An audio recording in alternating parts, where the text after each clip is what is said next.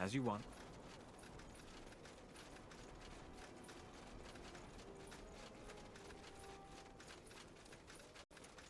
Armors and shields. Everything from copper daggers to moon silver swords.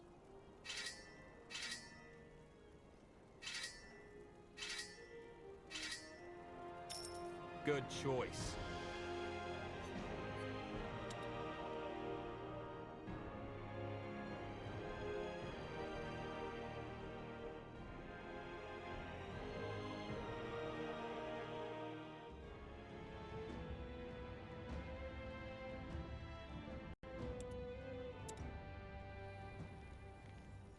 Iskrim's plan worked. By joining your mind to the collective subconscious of the Shapers, you were able to locate the origin of the Song of the White.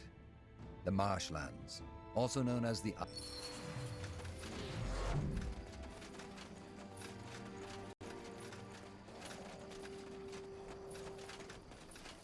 Tahar, there you are. Bertrand? That's my name. The Harbinger sent me to welcome you. What about Iskander? I thought you'd still be there. I was, until recently. But that's a long story. We can talk about it later if you want. First, we need to discuss the reason you're here. There's good news and there's bad news. Let me make this short.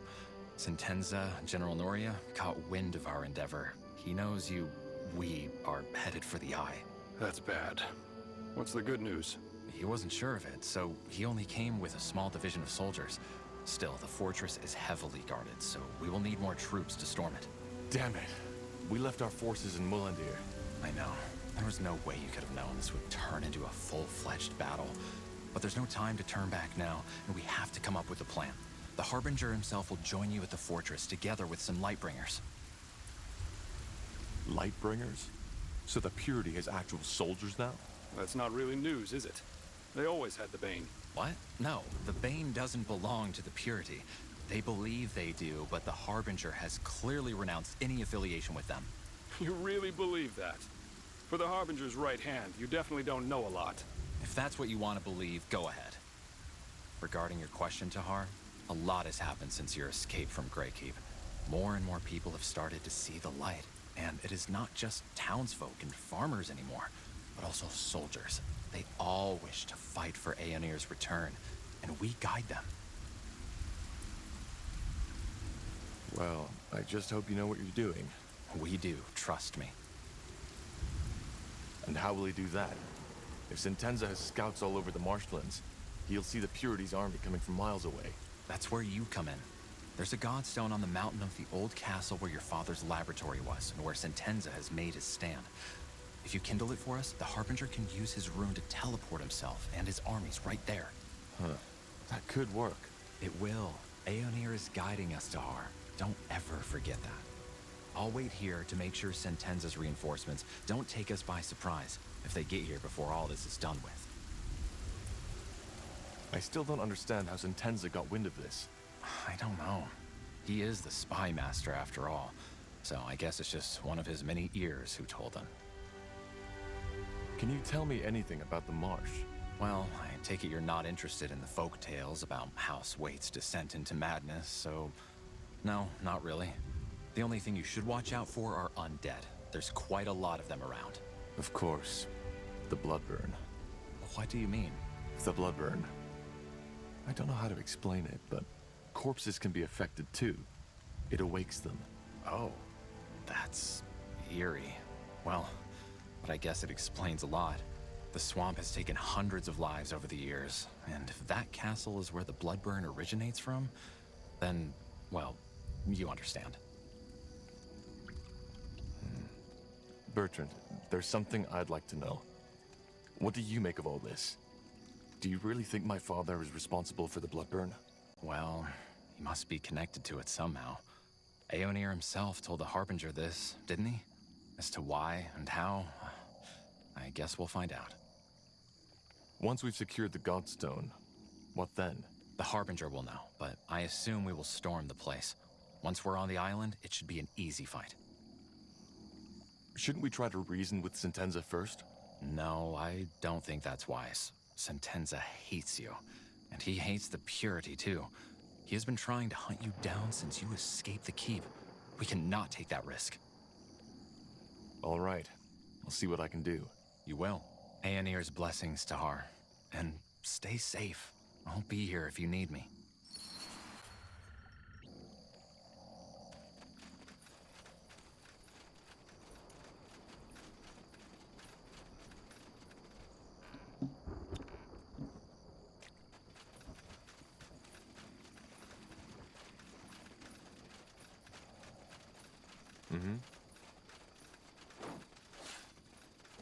More of them. Let us make this quick.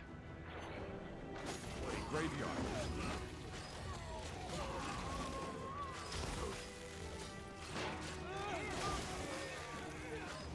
Let's see what we can do.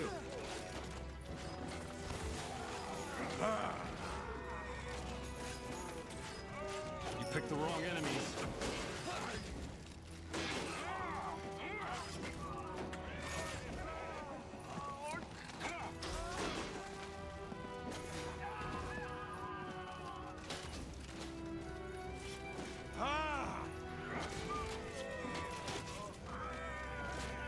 I'll keep you shielded.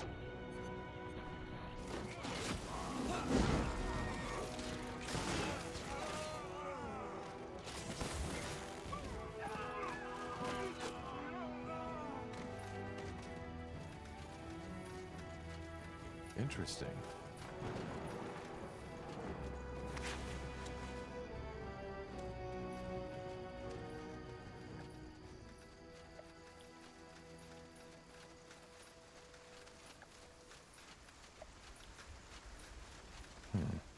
Deserted.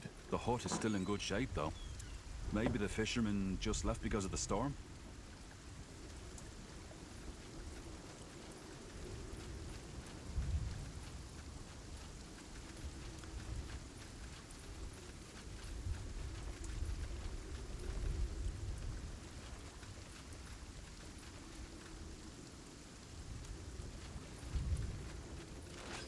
Walking corpse, they will burn. Take them down.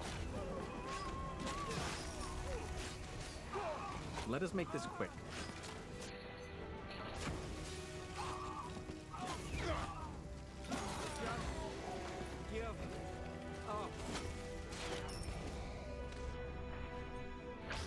That's all? I'm only getting started. Everything has an end.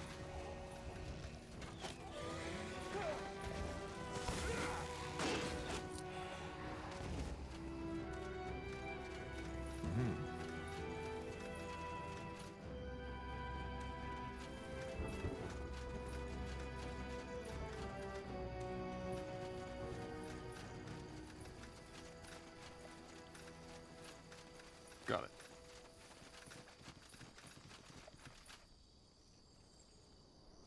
Oh, look at that. More Nortander folks. No, I still haven't seen that man.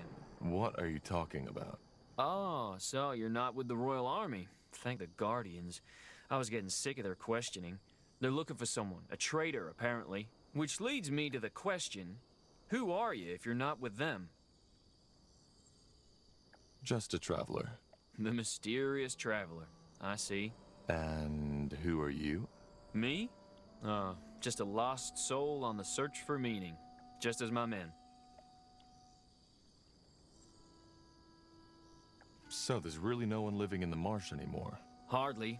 There's a small village to the east, Batham or something like that. But I wouldn't advise you to go there. At least not as long as this storm's going on.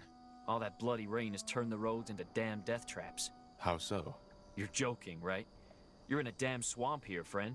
One false step and you'll end up as a mummified corpse on the bottom of these ponds. What's the story behind that castle? The Eye? You don't know? Well, I've heard the rumors. House Waite, their descent into madness. And that's about it. Some 100 years ago, Parzival Waite, the head of the family who once lived in that lovely ruin on the island, contracted some disease and went completely and utterly bonkers. How? Well, he started seeing things, had those dreams of a white city, and said that something is coming to devour the world and that he has to stop it.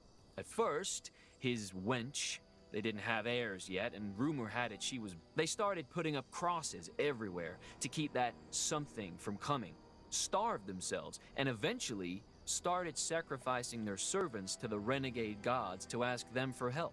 The story got out, and the villagers, at that time there were more, stormed the castle and hanged both him and his wife. End of story. Interesting. That's one way to put it. And I guess all those weapons help with that search. Well, what did you think they're for?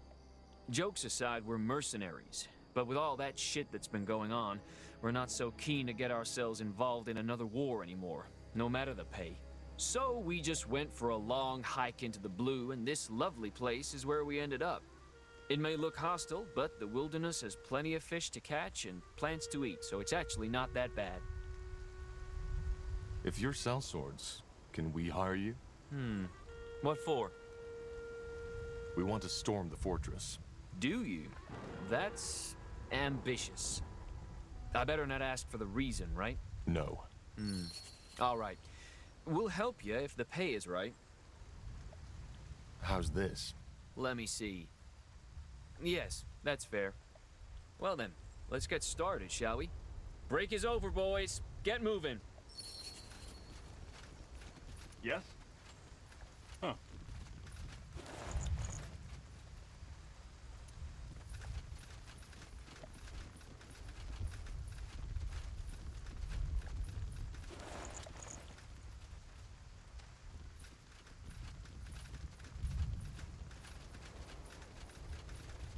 Sure.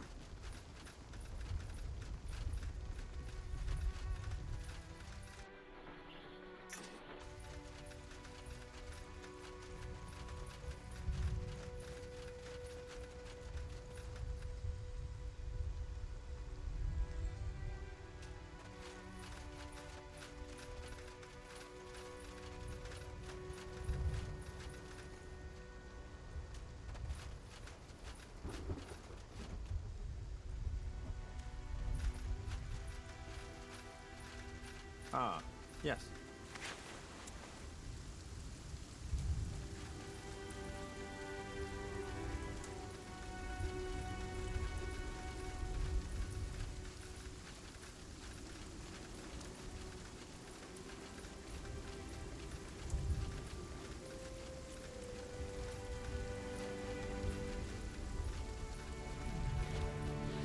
I will do as I must. Dead.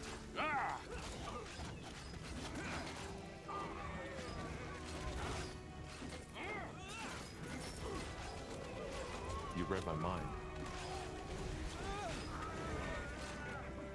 As you require. Fine.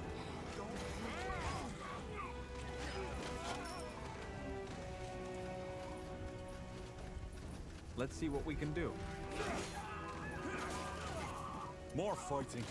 Does this never end?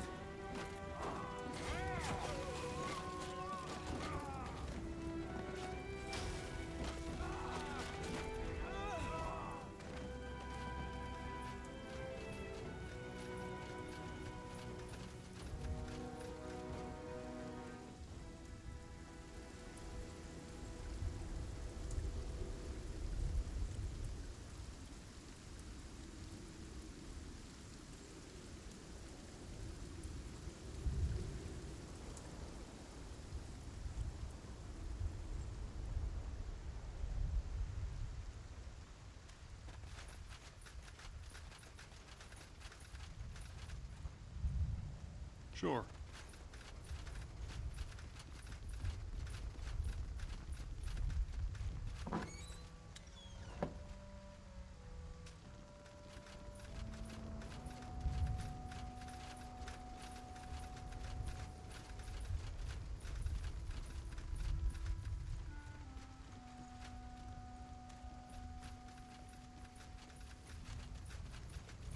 Fine.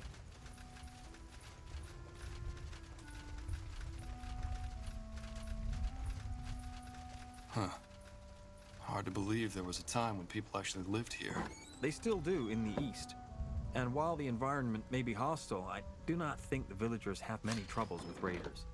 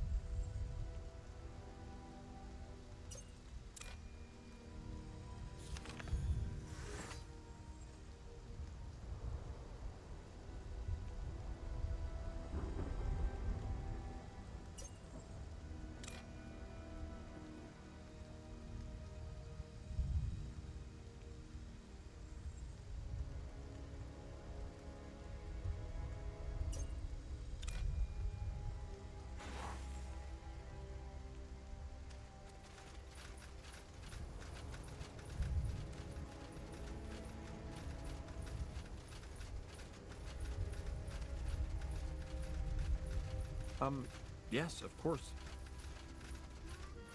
All right.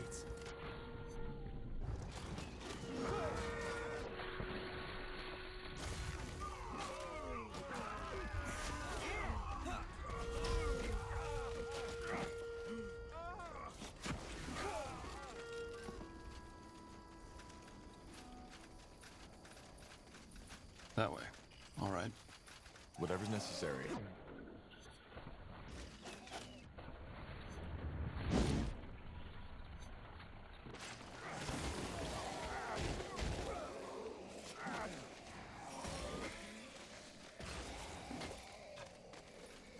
Let's see.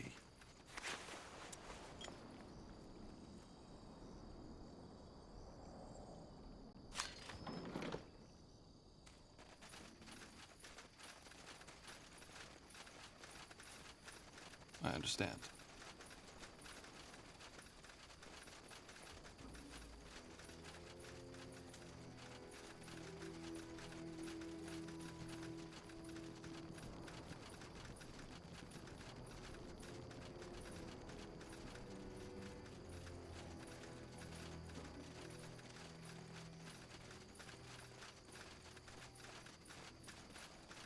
Understood.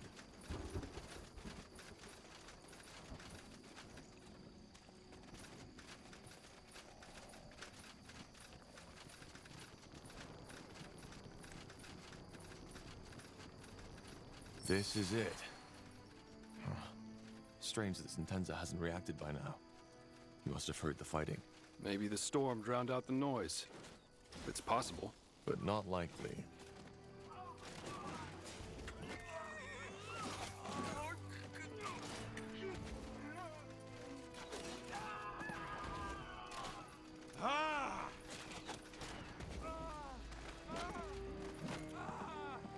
Interesting.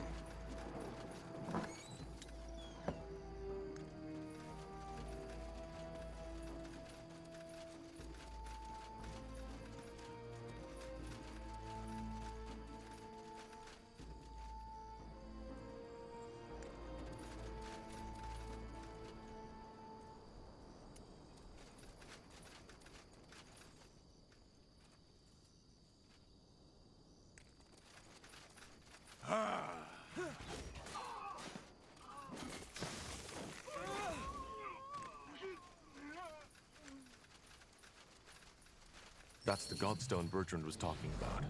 Let's light it.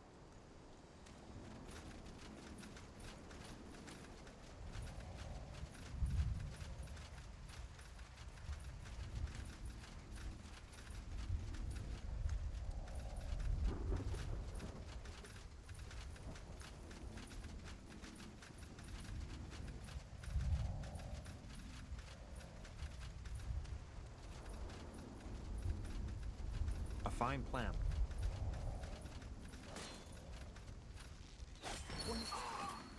Your struggle is pointless.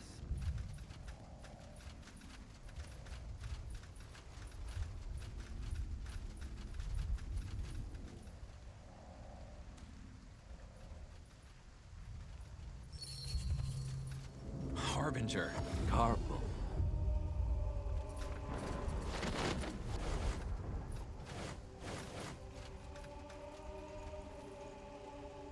Good work, Tahar. The All-Father clearly smiles on us. The All-Father has nothing to do with this. Of course. So, this is where you believe the Bloodburn comes from. Interesting. When Aenir told me the Pariah's blood was involved, I didn't take it so literally. Time to end it. First of all, we need to get through the gate. Why hasn't General Noria reacted yet? Even if he didn't notice the fighting, he must have seen this teleport. Because he wants to be the one who ends it. How do you know? Because I know men of his kind. He's proud and consumed by his hatred. And he wants to be the one to take you down and me right along with you. But the Purity is under the Lord Marshal's protection. He can't just kill you. Well, both Lord Marshal Arendir and the General know by now that I helped you. And even though the evidence wasn't enough to officially sentence me, it will be the moment I show up with you at my side. I knew it would come to this, Tahar. The only reason the Lord Marshal was willing to cooperate with the Purity for so long was because we had the people behind us. We were always a thorn in their sides. And this, me helping a deserter of the crown, is just what they need to take me down. Then you're taking quite a risk being here. I'm not. I've told you before. All that is happening according to Aeonir's plan. Just have a little faith, Tahar. Huh. And what now? How do we get past the gate? Let me take care of it.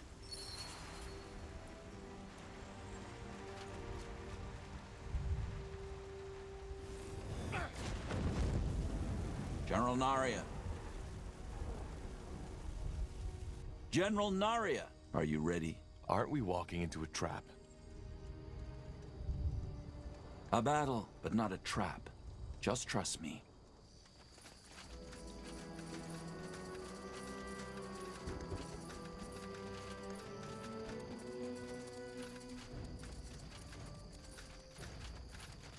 Walking right into the lion's den.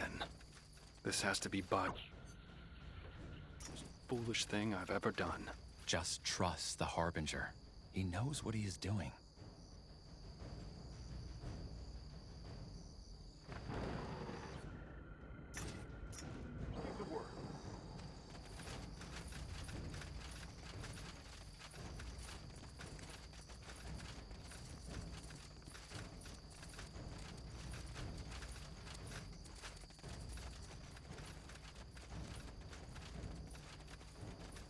There he is.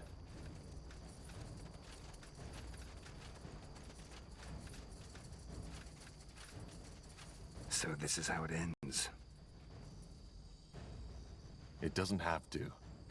Doesn't it? What do you suggest, Corporal Tahar? That I let a traitor run free?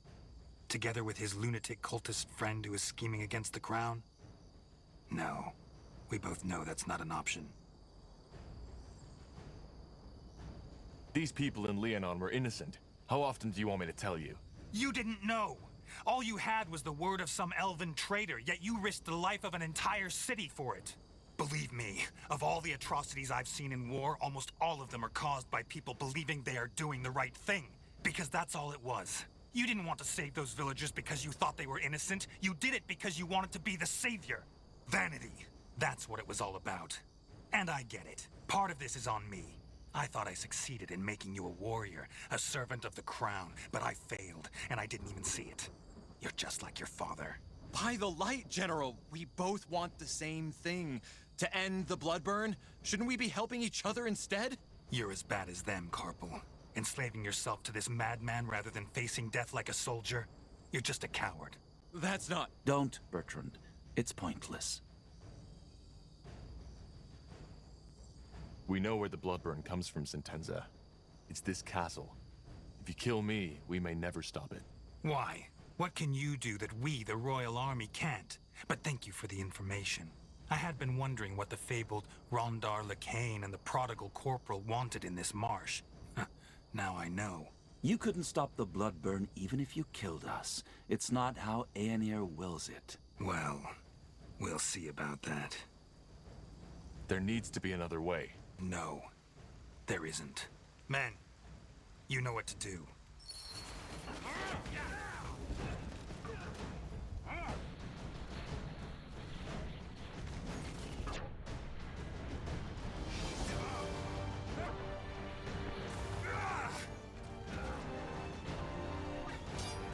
You really think it'll be that easy? Bloody traitor! Is this really necessary? No. This is wrong. He's gone. I'm sorry it had to come to this, Tahar. It was his choice. It was. Now let us end this. Whatever causes the bloodburn is right below our feet. And maybe even some more answers to the questions you've been asking yourself all along the way. What kind of answers? Well, maybe there was more to your father than you thought. Tell me, given that we find and cure the bloodburn down there, what then? Then we are one step closer to the return. I'm ready. Good. You lead the way. Bertrand, you secure the fortress. I doubt there will be Nortender reinforcements soon, but we need to be sure. Of course. Good luck to you, my friend. My prayers are with you.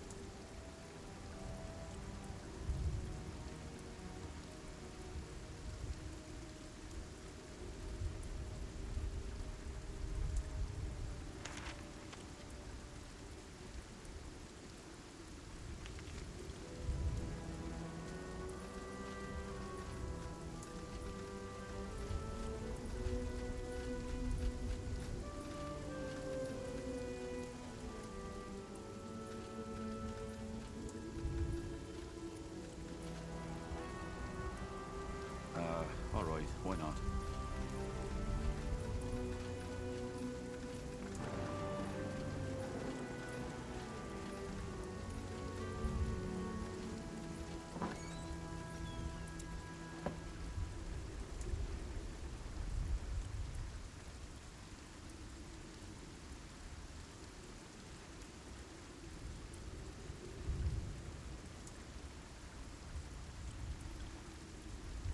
Huh. Intriguing.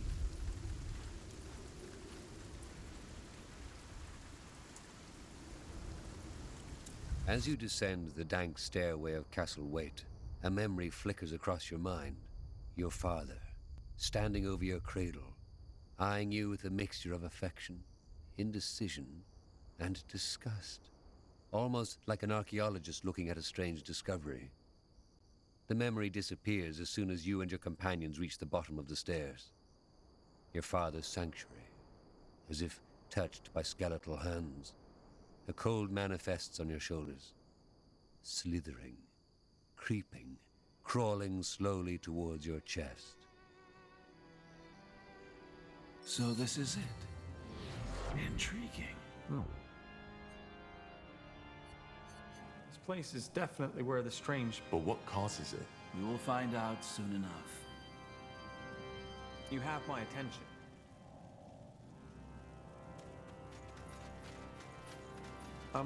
Yes, of course.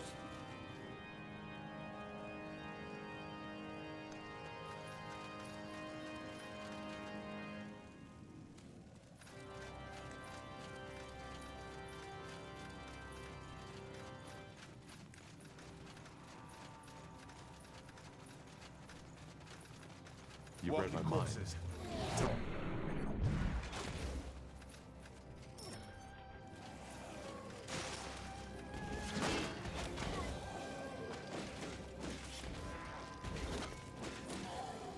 Got it.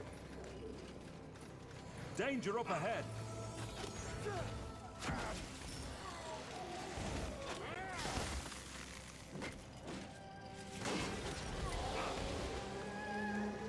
We'll make short work of them.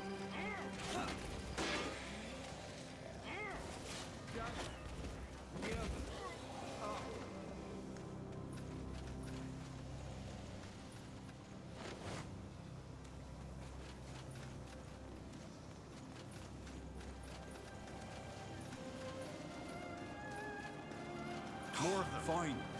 This place is a bloody graveyard.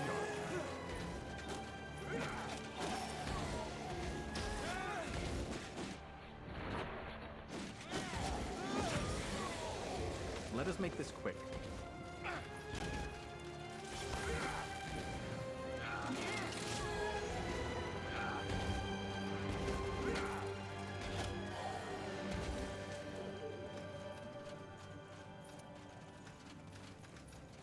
Tiara's breath. What was that? It looks human. I highly doubt that. Whatever they are made of, it's not real flesh, and they don't have any aura, not even a leftover. They have either been dead for a very long or never were alive to What are you implying? that they've been created somehow. Didn't you tell us about this nightmare you've had since you were a child, Tahar? The one in which you saw these bizarre constructs. Of course. These are the things from my dream. That's interesting, to say the least.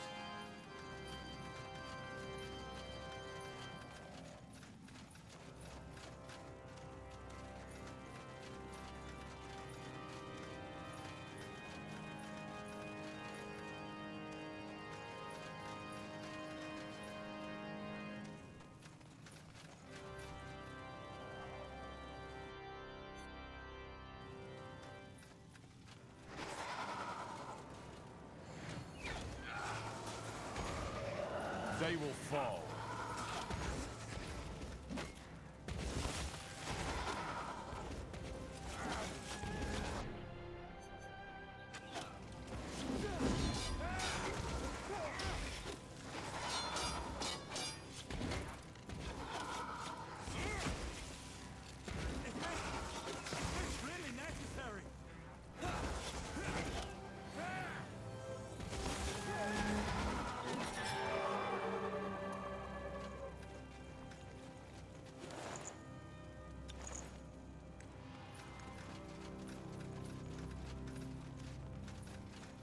Blazes, do you see that? It walks by the light.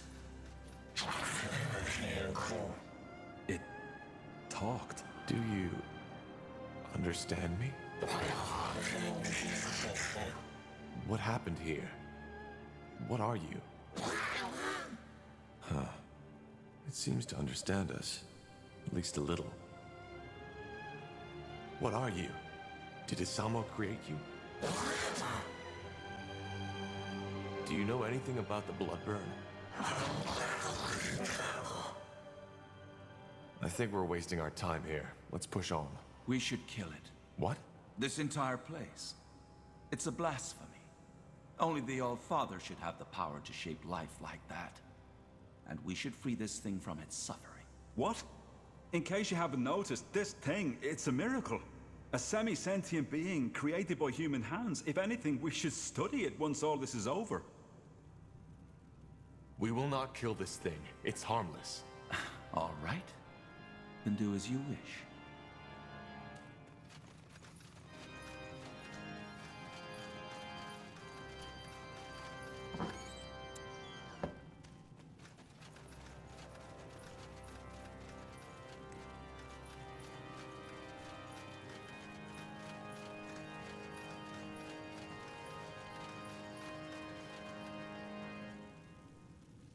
Certainly.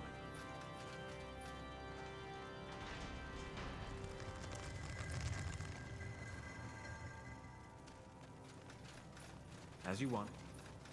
So, Lacane, you foresaw all this in your vision. Not this. But I knew that the pariah was the key to the Bloodburn. I had no idea it would be Isamo Tahar's child, and I didn't know about this place. Otherwise, we would have come here earlier.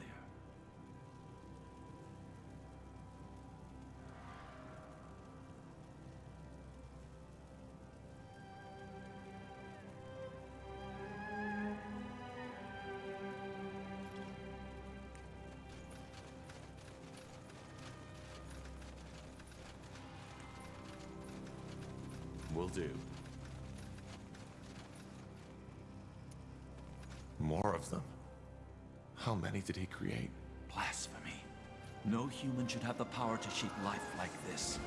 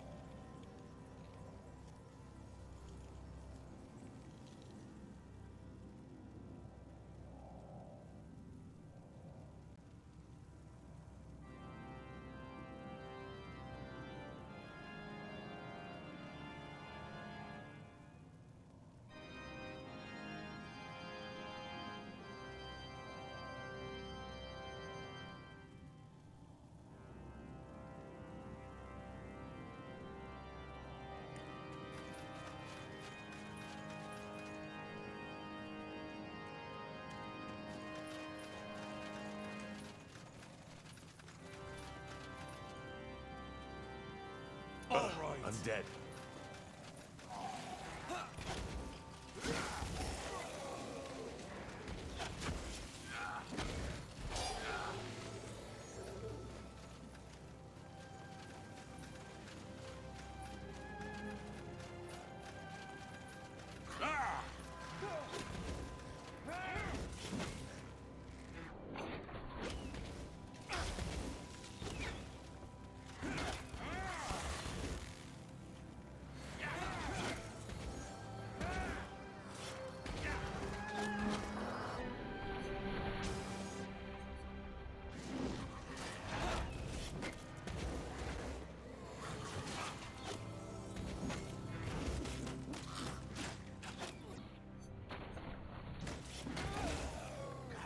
Damn it! I need healing.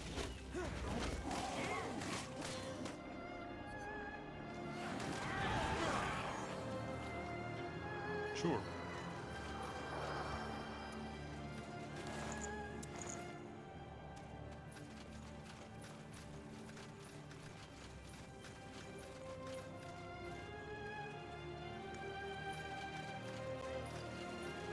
Walking corpses. Take them down.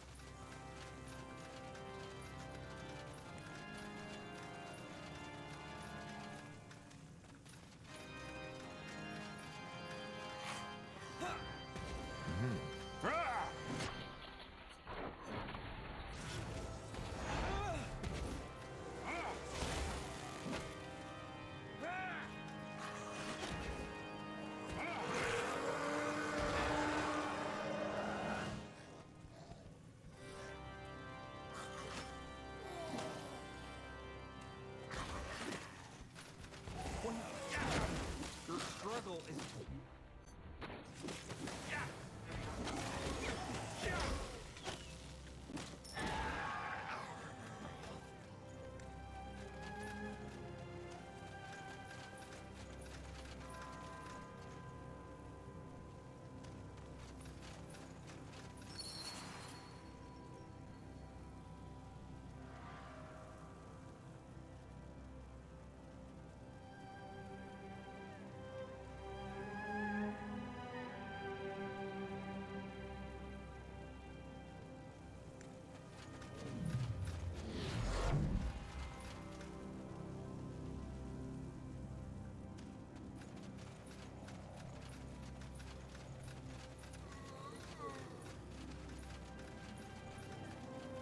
Got it.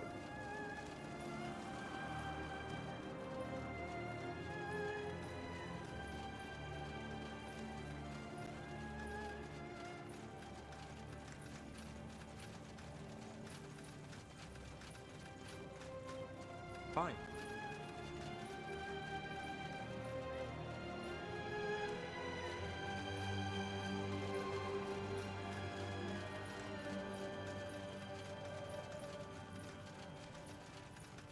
More of them.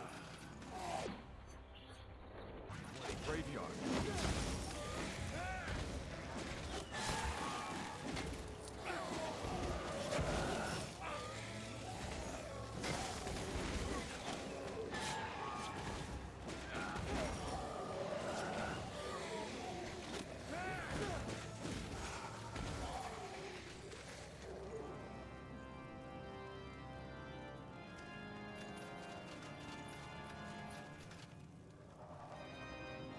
They will burn. I'm dead. More floating. Does this never end?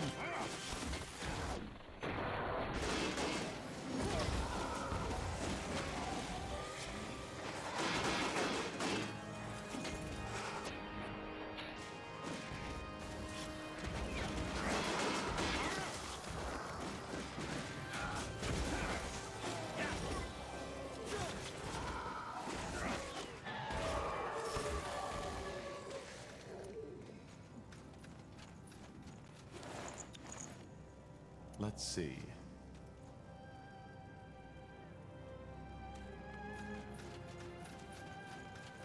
Now would you look at that? Hold on a moment. What's that? Shards. What about them? These look... Huh. They look quite similar to the rune you gave us, Sir Lacane. So your father was experimenting with Aeneir's and Shaper magic too, Tahar. Not surprising, is it? Interesting.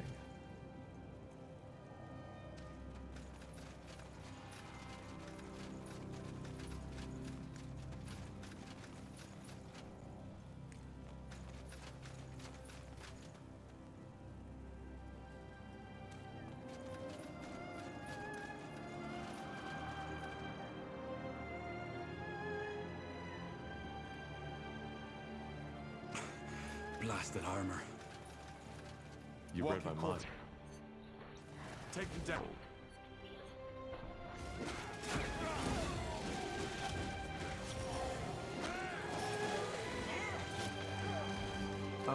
Sure. Yes, of course.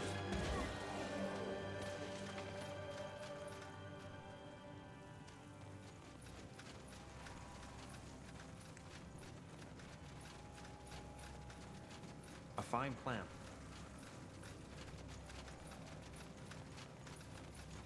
Let's see.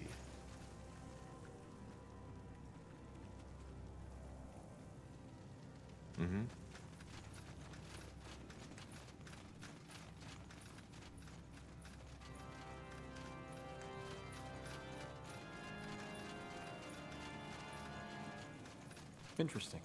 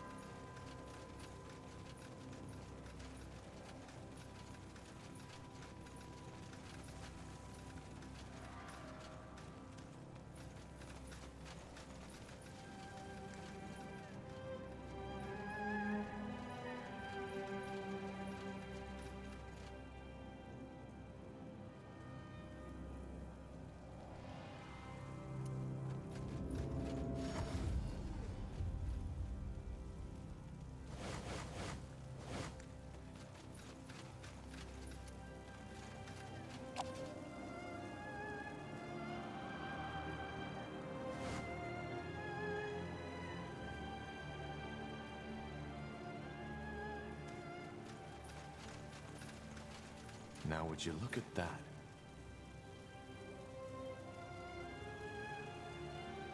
Bye. That's impossible. Do you know this thing? It looks like someone I knew. Back from when I was still fighting for my father. So she was a rebel. She defied my father, same as I. That's why he killed her. She's a revenant now. This... I'm sorry, Tahar. I'm so sorry. Of course. A ghost seeking closure. I've seen my share of undead, but this is new. What exactly is that? A revenant? A wraith, or a Yalkadara, as the orcs call it. When a person dies with an unfulfilled desire, a scourge, that person may return to the world as a revenant, with the purpose of finding closure. It's a fascinating magical phenomenon. Huh. She doesn't seem to be aware of us. It. And no, it isn't. Revenants are guided by raw emotion and magical auras, rather than sight, touch, or hearing. If a revenant is a ghost seeking closure, she's here for Isamo, for revenge. Probably. I think we... Isamo? By the light. You took me, Tahar. You took me. You took Zane. You took your own child. But it's over now. I found you. Tiara's breath. She thinks you're Samo. Helena,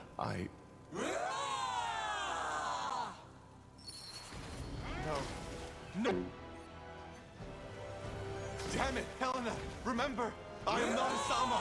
This is pointless. She doesn't listen.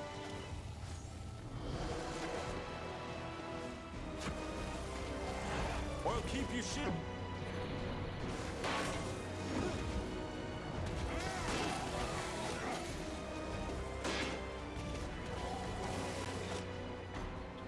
Helena, please! It's over. She's dead. She has been for a long time, Tahar. This creature, it wasn't Helena. Will she come back? As another Revenant? Revenants only return once. If not, this world would be haunted by thousands of them. She's with the light now. I don't understand why she thought I was him. It doesn't mean anything. A Revenant's mind, if you can call it that, doesn't work like ours. It only reacts to raw emotions and auras. She must have seen the semblance between yours and your father's. Let's just move on.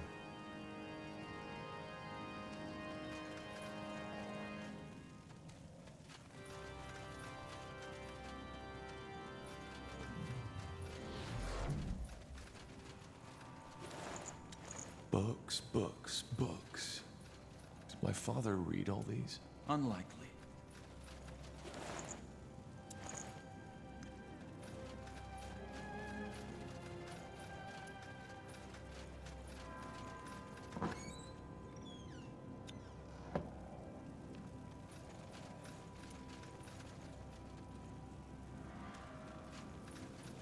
Huh?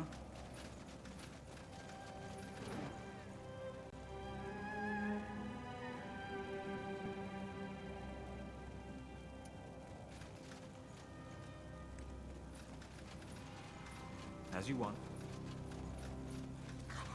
Another Spectre. Pick the wrong Careful. enemies.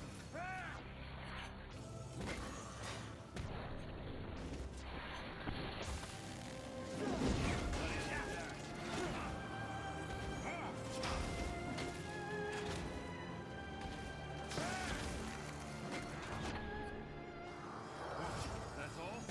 I'm only getting started.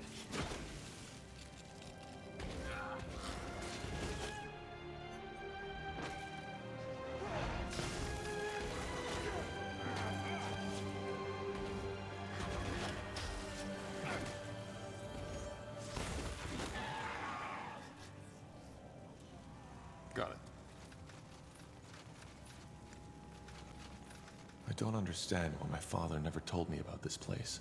Well, he always had a lot of secrets. Do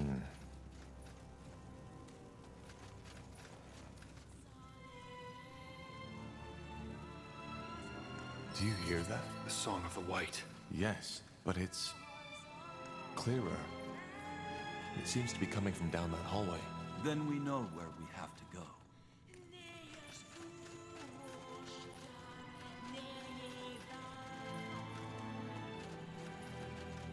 I understand.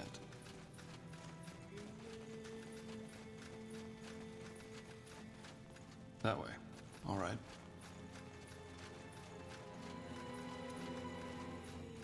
The song. It has stopped. Indeed. Incredible. All this energy. I've never felt anything like it. Me neither. Whatever's behind that door, it must have been the source your father used for his experiments. Or maybe... no, never mind. What? Nothing. Just, thought. But it's irrelevant. Any thoughts? We have no idea what to expect, so we should stay closely together. No. I'm sorry. Whatever is in there, you, the pariah, needs to face it alone. It's what I saw in the vision, and thus, it's Aenir's will. Isn't this exactly what we should not do? Split up? It doesn't matter. It's the Allfather's will, and we will obey.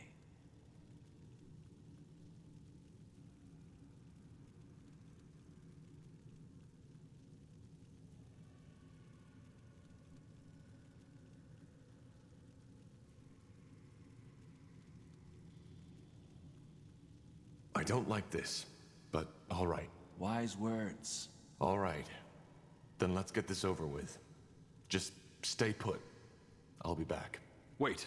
What? Whatever you find in there, remember that I only did what I deemed best for you. Please. I don't follow. Just... never mind.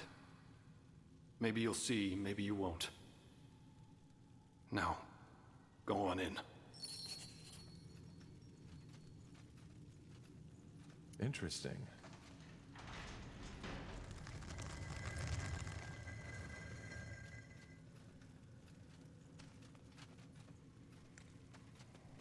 No turning back now.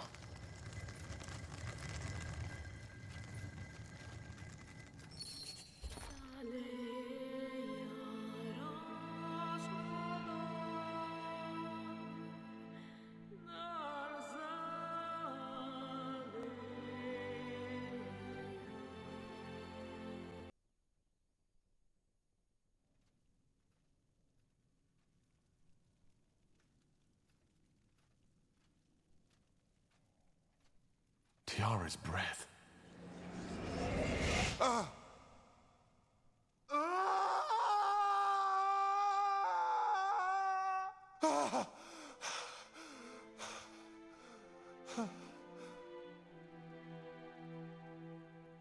My child. Finally. What is this? Who are you? Your mother. I'm your mother. Wait. You? Say that again? I'm your mother. You are the blood of my blood. My child. My son. And you finally come. You've come to save me. I don't understand. I'm your mother. The quiet man, Isamo. He molded you from my blood. And after all this time, you finally heard me. Please, child, sit down. I believe we have a lot to talk about. You are silent. Yes. I'm sorry. All this, it's a lot to take in. I feel the same way. All those years I've spent in this slumber, only to wake up and be experimented upon by your father. To be given a child in some grotesque, unholy ritual. I still wonder if this is really happening. Or maybe just a strange dream. I'm afraid it isn't.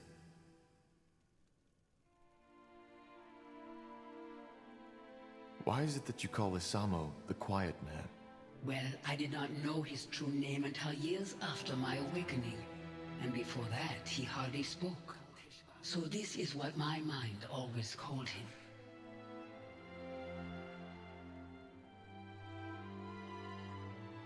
So, you've been in this stasis until I came here, and I somehow set you free? I was awake, but at the same time I wasn't. Whatever the Quiet Man did after he woke me, it left me in this haze. I didn't see, I couldn't move, but I could hear, and I could feel. That must have been horrible. It was, and there were times where I just wished that he would finally end it.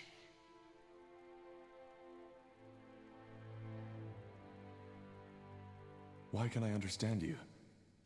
We don't speak the same tongue, do we? We don't know. But you joined your spirit to the Nexus, didn't you? Our minds are connected. Thus, I can hear you, and you can hear me.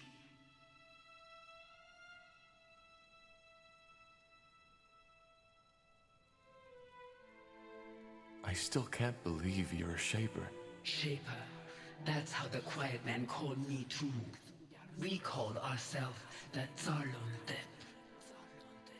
I know, but how is it possible that you're still alive? I thought you were extinct.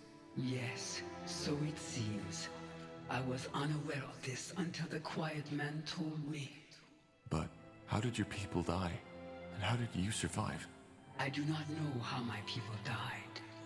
Believe me, child, I have spent a long time wondering. As for your second question, it is a long story. I was one of the Yulas caste, the scientists, the scholars, the priests, and like many other Zalontep at that time, I was taken by the Scourge. The Scourge? A disease. It had been ravaging through our empire for over a decade at that time. It ate us up from the inside.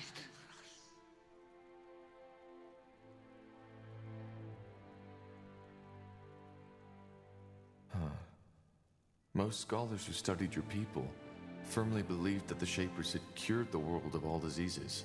Then they are wrong. We had found cures for many of them, yes. But even these were often only for the Yulas and the Zavas, the ruling castes. And there was no cure for the Scourge. But you survived. How? Through a ritual, an experiment. The idea was to freeze my body until a cure would be found. Looking back, I wonder why I was so eager to keep living. I was just a power-hungry woman who had no one to mourn her death. By the face of time, it's strange to tell you this. Millennia have passed, but some of the memories are still so lively, so real.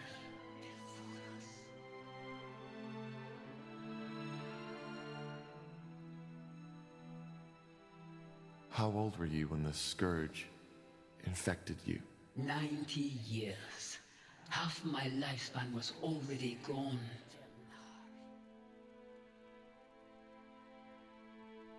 So you were a mage? A member of the priest caste, yes. But this is not the time to share memories. Once we are free from this place, we will have all the time in the world to talk. And we will talk.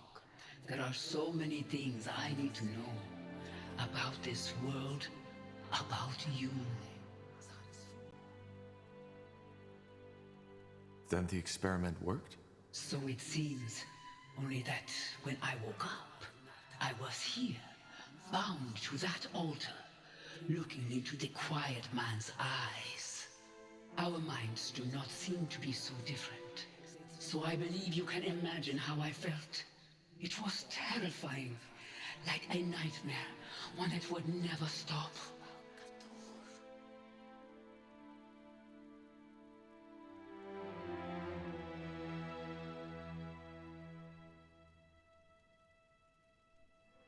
What exactly happened when I touched your hand earlier? How did I wake you? You don't know. How should I? Yes, how should you? I am sorry, child.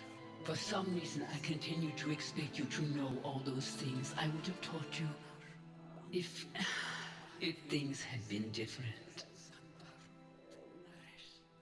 You see, a Shaper does not always have that connection to the essence the Quiet Man was looking for. When they come of age, there is an event called the melding. The child, guided by her creators, unlocks the potential slumbering within. Your father, he did not know this, which is why you could never give him what he wanted. So this is what happened? You performed this ritual on me? It's less of a ritual, but something that happens with age. It would have happened far earlier if we had not been separated. But yes, by taking my hand, we melded. And the energy that was set free also lifted my curse. Or at least parts of it. I am still unable to move. But what does that mean? That I can now access the essence? No. The melding only provides the child with a key.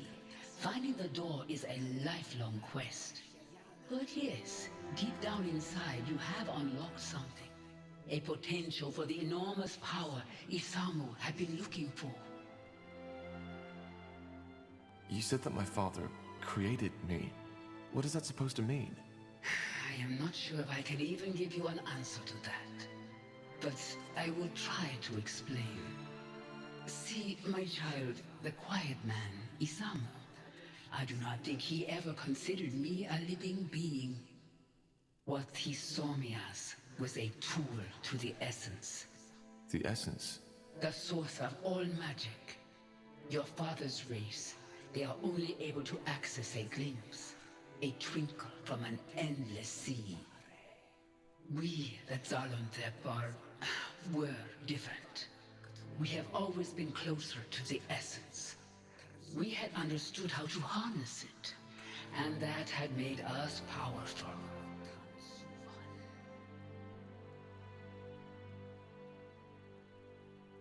So, the essence is the place all magic comes from? Yes, but there were and probably are many names for it. The essence is only what my people called it.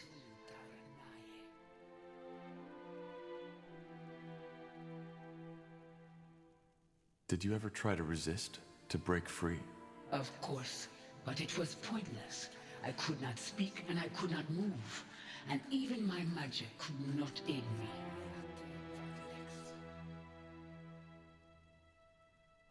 So, you're saying that my father wanted to use you to gain access to this essence? Yes, he was obsessed with the idea of gaining power, and to him, I was the key. But what he was trying to do, transferring my aura, my powers onto himself, was impossible, and he realized that quickly. Why was it impossible? Because an aura is as unique as a person's eyes or their fingertip skin. It cannot simply be put on and off like a helmet or a glove, and it dies with its owner. Which is why he tried to find another way to gain access to your powers. Yes, he tried transferring my energy to a talisman, to these flesh creatures he created, and countless other ways, but it was all in vain. These experiments went on for years, and even though I couldn't see and couldn't speak, I felt it all. Then he created you. His train of thought was simple. If my aura could not be transferred, it could be passed onto my offspring. But how is that even possible? A shaper and a human? It is possible. The way we conceive, how we bring forth new life, it is different from what you are used to. How? It's complicated, and I do not want to talk about it with my own child. What matters is it worked. Down here, on this altar, I gave life to you, to my first and only child. I'm sorry. This is a lot to take in. I understand. Believe me, I do. All those years, I had wondered how it would feel to finally meet you. About what you would look like, and all the things I tell you. But now that you're here, it feels surreal, as if all this is just an illusion, a mirage.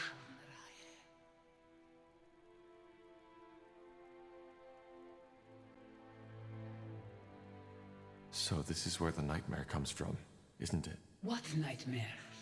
Ever since I was a child, I had these dreams. I think I saw this place, the creatures my father created, the images. They were so vivid, so real. But whenever I told Isamu about them, he just shrugged it off. I always felt they were connected to something that had happened a long time ago. Now I know.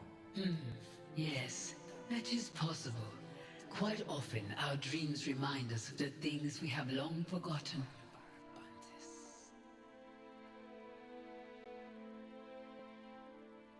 So I am half Shaper. How come it doesn't show? Once again, this has to do with the way we conceive, but I do not want to talk about it. I hope you understand.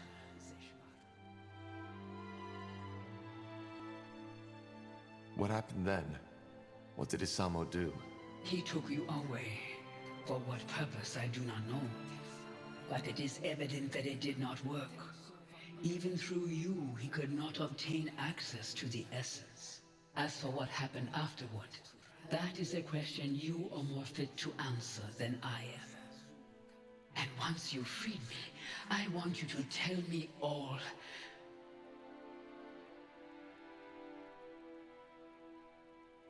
But I still don't understand. What is the story behind that song? You said that you called out to me so that I could find and save you. Yes, I have done nothing else since your father took you from me. But it was only a short time ago that I finally started to feel that I could sense your presence somewhere out there. Thus, I tried to focus my thoughts onto you and sent them out into the world. Telepathy, as you call it. The song must have been the way the dark corners of my mind expressed my emotions. The dark corners of your mind? What do you mean by that? Well, every spirit has two sides. One that the mind can see, and the other one that remains hidden. If the visible one is a puddle, the invisible is an endless sea. My father died a year ago. Could this be the reason that we only started hearing the song 6 moons ago? He is dead? Yes. He started a rebellion against our kingdom and fell in the final battle. I see. I always knew it would come to that, you know. His hunger, this glare in his eyes. I knew it would consume him eventually. How does that make you feel? That is a good question. I do not know. I expected to feel relief, joy, triumph even. But instead, I feel nothing. So his death broke whatever spell he had imposed on you. And because of that, your telepathy finally carried through the walls of this place. That is the only explanation. Yes. So it was telepathy. But how come only certain people heard you? Only mages? Is it not obvious? Because having magic means standing close to the essence. And only those who stand close are receptive to my telepathy. I did not know the form my thoughts would take on, but it seems that for us, it was a song. One that finally led you here to free your mother from her suffering. There is poetry in that, isn't there?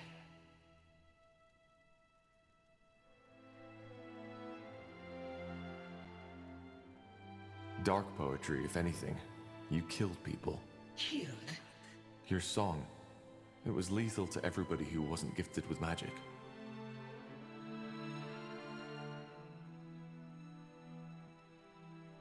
I don't know how to say this, but people died. Lots of people. This is why I'm here. To end the blood burn, as we've started to call it. Blood burn? In the name of the sun. I didn't know. I just don't understand. Why did the song kill people without magic? How is this possible? I don't know. Maybe it was too much for their minds to bear. Forgive me, I don't know what to say. But it's over now, isn't it? I found you. Yes, it should be, but... Oh, please, you have to believe me. I didn't know. All I wanted was to have you back. To... Wait. There's someone here. What are you...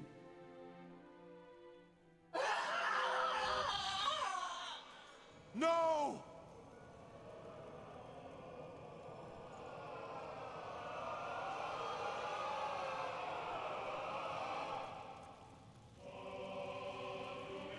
I'm sorry. It was necessary. What did you do? What do you think? I fulfilled Aener's prophecy. Searching for a cure, the pariah seeks the truth. A lost mother will be found and awoken from her slumber, and thus allows me to receive her essence. You knew about this? You knew about my mother? Yes, I did. I knew that the blood burn was caused by a Shaper mother looking for her lost child. But what I didn't know was where to find her. So I had to find the child instead, which I did. The pariah. Though I certainly did not expect it to be Asamo Tahar's son. But why? What for? Isn't it obvious? Because I needed her essence. The key to the Archfire, as we call it. Through its power, I will be able to open the gates and to allow Aenir to return. I'm sorry, Tahar. Your mother, she will now serve the greater good. I hope you understand. Understand? You bloody killed her! She is not dead. Her body may be, but not her mind. Inside that amulet, she's still alive. It's what your father had always tried to accomplish, but never did.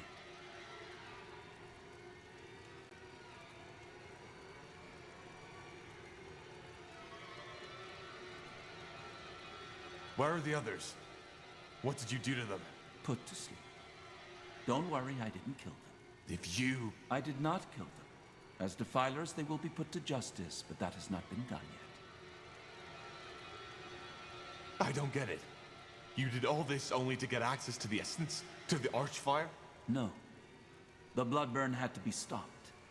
Unlike what you might believe, I do care about the people of Io, just as the All-Father cares about all of his children. So I stopped it, as Aenir ordered me to. But he also told me something else. That purifying the world, freeing it from defilers, and making people see their sins is only the first step. The second one requires power. A lot of it. Why? It's called the opening of the gates. A rift, a portal. One through which Aenir can step back into this world. And this is what he chose me for. His most loyal servant. He needed the Archfire's power. And he knew the pariah and his mother were the key.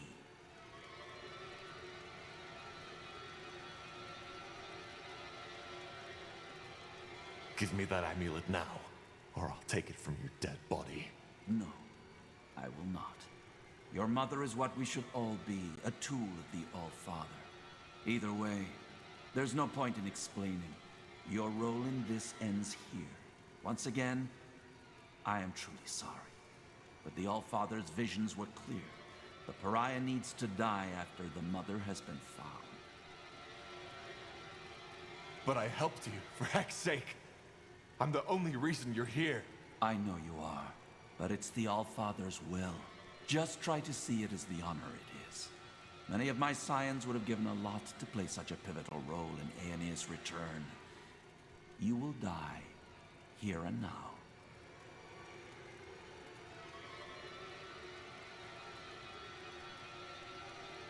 No, this is insane. There has to be another way. No, Tahar. There is not.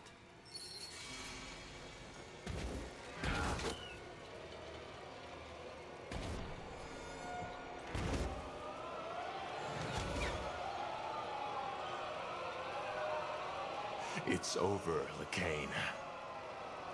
No. Believe me, it isn't. Time to put your mother's magic to the test. What the... What is this?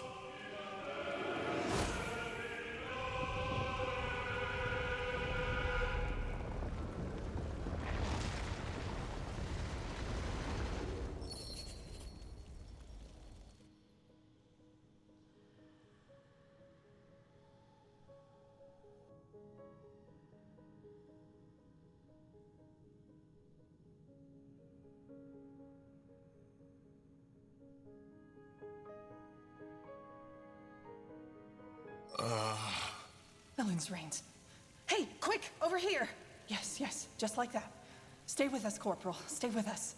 What's the map? What happened? Tahar's awake. Lord Marshal Arendir. What in blazes are you doing here? It's a long story, but I'm here as an ally. Yes, and there will be plenty of time for the lengthy explanations later. First, I want to know how you're feeling, Tahar. Sorry to say it like this, but you look like shit. Charming as always. But I'm fine. Just dizzy. What happened? I just remember Lycain. And my mother. Your mother? You mean the Shaper? Yes. It's hard to explain. She was in some kind of stasis when my father found her, and my father used her for his experiments. I don't know how to say this, but the bloodburn, it was her doing. When my father died, she tried to call out to me by telepathy. That's what caused the plague. All right. I think his head wound is worse than we thought. It's the truth, Aria. And Lekain didn't only want me to stop the bloodburn. He needed me to lead him to my mother, so he could use her as a source for the Archfire. Well, that's a lot to take in, I guess. But why your mother? You're speaking metaphorically, right? I'm not. She is my mother. All right. Start over, from the beginning. What happened when you walked into that chamber? I'm sorry, but that sounds absurd. Utterly absurd. Well, I doubt he's lying, King Regent. And actually, it makes sense. It explains a lot, for example, why he could activate the portals, enter Mullendir, and why he had this vision. Though I have to admit, it's not what I expected from our little trip to the Eye. Not at all. Neither did I. But now it's my turn. Why in blazes are you here, Lord Marshal? And how long was I out for? It's just anger now. I think we've moved past the titles. And to answer your question, you were out for 5 weeks. 5 weeks? Yes. To be honest, if your vital signs hadn't remained steady, we would have assumed you were dead. Which leads us to your mother. You mentioned something about Lekain banishing her into some kind of amulet? Yes. He somehow absorbed her spirit to gain access to the Archfire. That's what my father always tried, and why he created me in the first place. And I assume, by Archfire, you're talking about some extremely powerful source of magic. The source of all magic, yes. So the theories are true. Well, at least now we have an explanation. An explanation of what? Well, the Harbinger has gone rampant. Briefly put, the Purity of Light has taken over almost all of Leonider. The Eye, Greyfell, Greykeep, everything.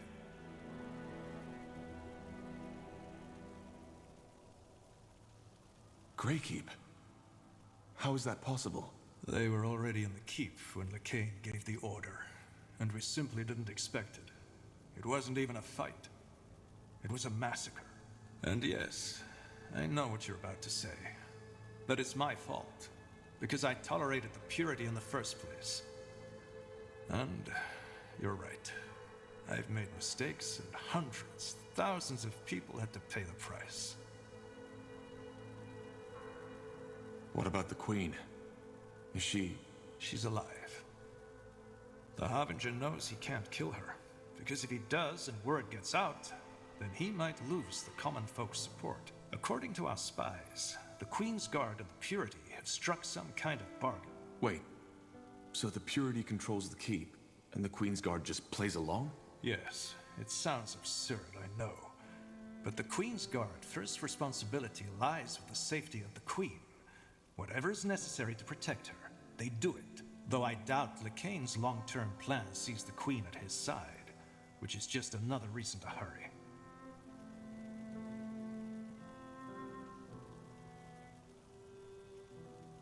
But why?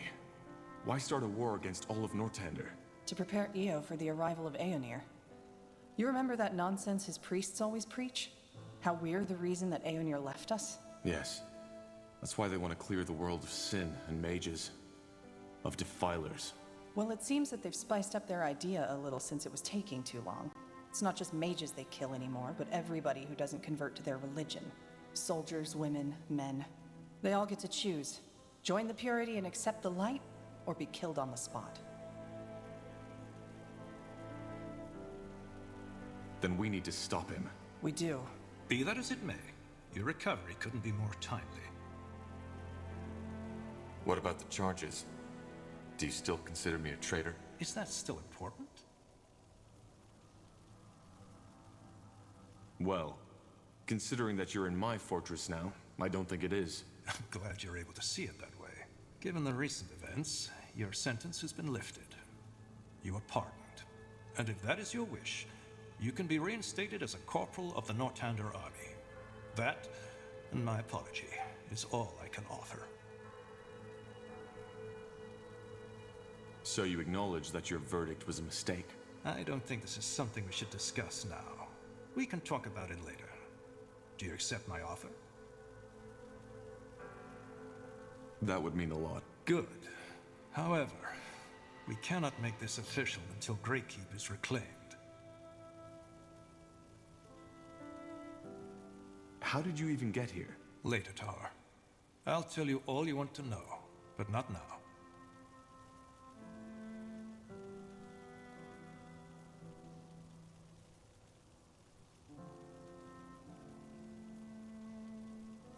Since you saved me from the dungeon, what about my mother's body? Is she... She's here in the Nexus. We saved her, but she seems to be in some kind of a coma.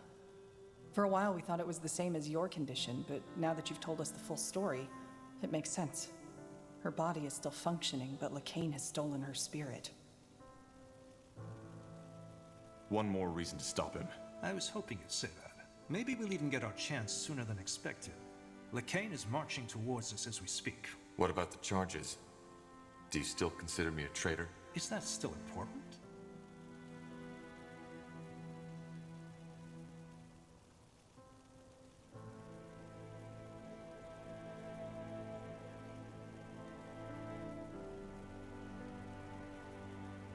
It is to me. That's very honorable of you, Tahar. Given the recent events, your sentence has been lifted. You are pardoned. And if that is your wish, you can be reinstated as a corporal of the Northander army. That, and my apology, is all I can offer.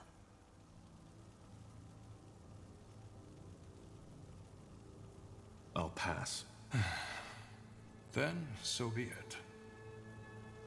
For what it's worth, the encounter with my mother also changed something in me. I feel... different. Elaborate. Well, when I awoke my mother, it did something to me. She called this the melding. Less fancy words, please. What did it do? Well, I think it allows me to control a part of the Archflyer too. Just like the Harbinger does. Finally, some good news. Indeed. Anything that can help us battle Lacane will help. But whatever it is, I doubt it will allow us to stop Lacane with a thought alone. Or will it? No. I'm still trying to figure out what exactly had changed.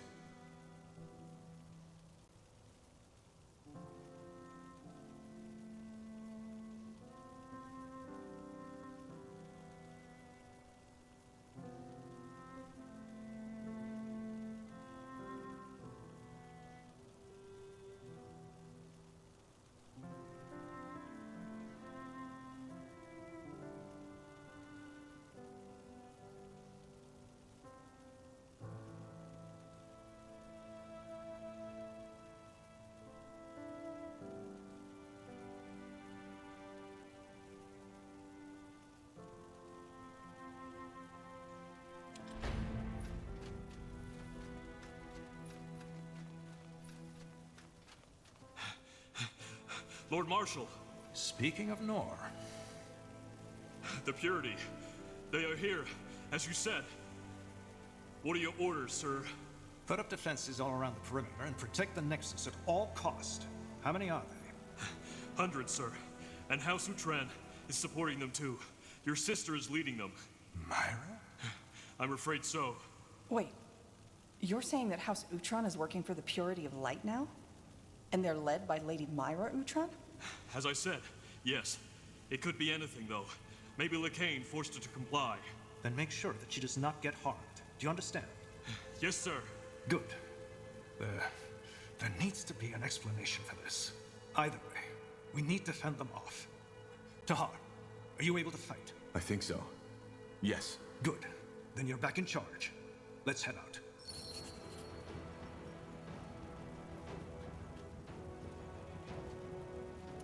Tahar, what is it? Tahar, may I help you with something?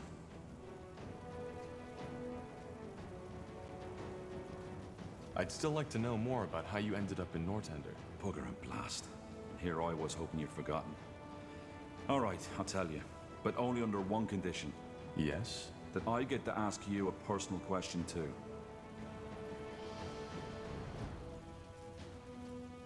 Then we have a deal. Go ahead, I'm listening. Fair enough. I was born in the Windwall Mountains. You don't say. Sorry, still sorting out my thoughts. It's been a long time since I last told this story to anyone. Alright, one more time. As you can imagine, I was born in Windwall, a child of the rocks. Come again? A true dwarf, as some would say. Born in the buried city, not on the outside as the traders and farmers are. My family was quite privileged. Not nobility, but my mother and father led a big smeltery which supplied one of the finest smithies. Moon silver weaponry. Ever heard of it? I think so. The commanders of the Royal Army use them. Figures. Well, my childhood was a rather unremarkable one. I had 2 brothers and a sister, and even though I was the oldest child, I was always the most quiet one. I learned quickly how to wield an axe, and I still know how to do it, but I never took pleasure in it. The same goes for my parents' craft. For some reason, Nihalf had given me a talent for metallurgy, but not the desire to use it. Instead, my biggest love was always made with ink. Books. And I assume your parents didn't approve of that. Oh no, they didn't mind. I had 3 siblings who could do the job as well as I, so the future of our family was secured. On the contrary, they were quite accepting, which wasn't usual amongst dwarves, especially not those in Windwall. Dwarves are traditionalists, aren't they? Oh yeah, they are. They love their brawls, they love their ale, and they love their metal crafting. And they never miss a chance to tell the outside world just how much they do. Well, to be honest, when I think of dwarven culture, that's exactly what comes to my mind. See? And that's the problem. There's always diversity in every race. There are soft-hearted orcs, there are elves who don't give a damn about the white tree, and there are humans with... well, you get the point. What I'm trying to say is, many dwarves love living these traditions, but there are some like me who just don't fit in. This is one of the reasons why I appreciate you and this group so much, Tahar. Aenir's tools or not, we're all pariahs, in one way or another. Are the surface dwarfs different? Depends. There are some who are very open-minded. For example, the traders who get around a lot. On the other hand, there are some who are as ignorant as the Windwallers. So, what happened? Why did you leave Windwall? I'm getting there, Tahar. When I came of age, I found work in the Windwall Library.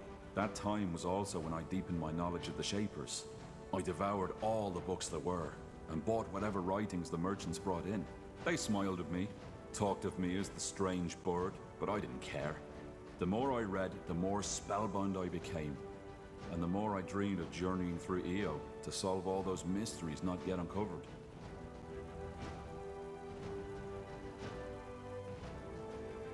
Are there Shaper ruins in the Windwall Mountains? Hardly. And those that are there are buried beneath miles and miles of rock. Impossible to access without a huge expedition. Huh. And what kept you from doing just that? Well, 2 things. First of all, my attachment to my family. Secondly, Gilak. Gilak? My, partner. You had a partner? Yeah. We met... I'd rather not go into detail too much. Fact is, we lived together for 6 years. He was very dear to me. Let's put it that way.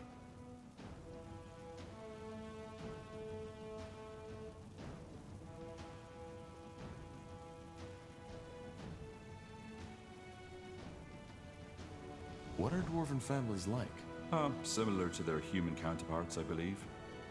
Having family and offspring is considered to be very important, especially if you're of noble blood. But living with someone of the same sex is acceptable? Well, yes and no. If you do, you don't talk about it, and you should make sure to find yourself a wife or a husband to found a proper family, eventually, and bring new children of stone into the world, even if that family is just a charade. If you don't do that, you're frowned upon. There's even a word for a childless dwarf, man or woman. Galrag, which roughly translates as dusty boulder. Very amusing, I know.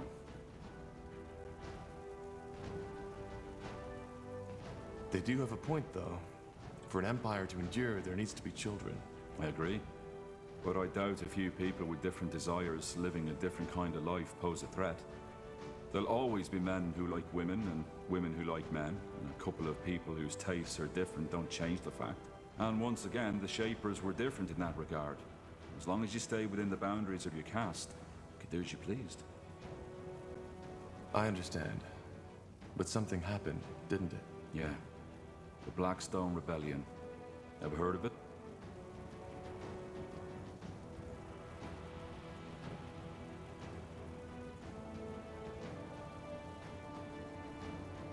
No. A coup. A small group of rebels tried to overthrow the royal house. It was bound to fail from the beginning. The rebels were anti-traditionalist and wanted to establish a new order, where it's the people who have the power, not the nobility. Gilak was one of these rebels. Oh. Yeah. At first, before the coup, they tried to raise awareness by giving underground speeches. A noble endeavor, but not at all thought through. Most dwarves just don't care about politics as long as they can have their mugs of ale. At first, he didn't ask me to participate, but the more sour things went, the more he started pushing me. At one point, we had a fight. When he asked me to steal money from my family to support the movement, it was terrible. Finally, push came to shove, and he told me of the coup. He knew that despite my occupation, I was a remarkable fighter and Earthshaper, which is why he asked me to fight alongside him. You can make a difference, that's what he said. By Nihalf, he was just so naive. He really thought it would be like in the old legends. A group of courageous dwarves fighting their way to Algrim Castle with me at his side. I just don't... Forgive me. It's strange to talk about it like this. It's okay. Thank you for trusting me. Yeah, sure. You can imagine how torn I was. I knew he'd die if the coup took place, but I also knew that I couldn't stop him. When I told him he was mad, he called me a coward, a delusional bookworm, who'd rather spend his whole life dreaming about the past than changing the present. And then he left. The next day, I found him beheaded by a royal guard. They didn't even make it to the castle stairs. I'm sorry, Iskrin. It's all right. Why didn't you tell the guard about the movement's plans? They could have stopped him. Yeah, they could have. Only to execute him and all his friends the next morrow. Tahar, believe me, I thought about this quite a lot. About what I could or should have done. And do you want to know the saddest part of it? What? I came to the conclusion that I did nothing wrong. He had his mind set. And nothing I could have said would have changed what had been about to happen. In the end, there's only so much you can do.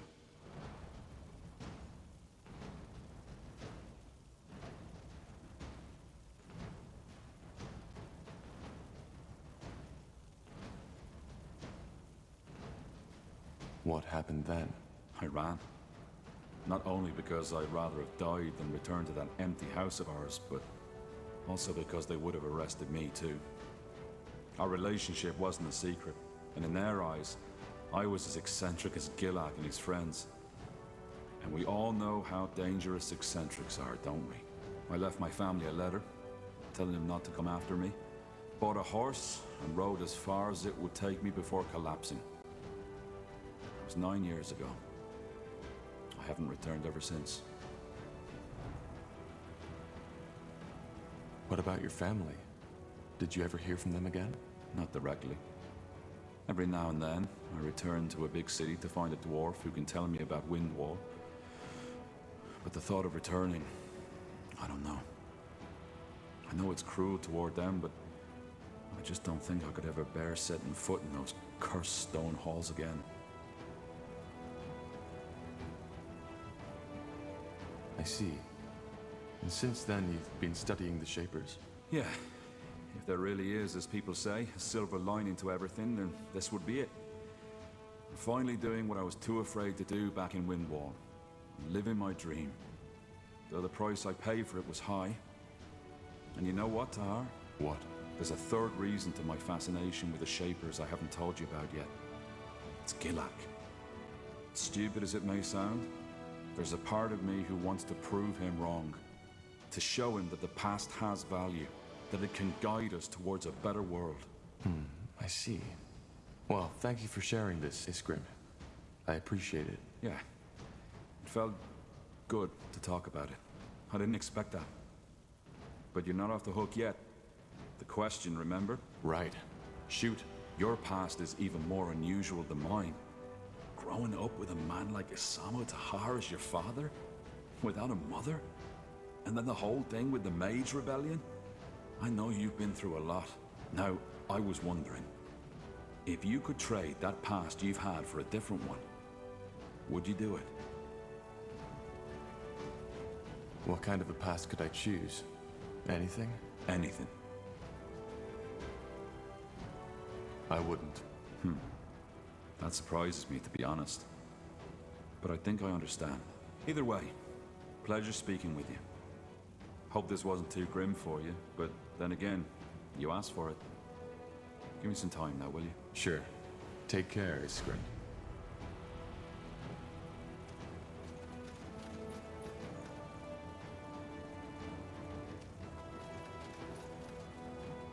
Tahar, what is it? There's one thing I've been wondering about.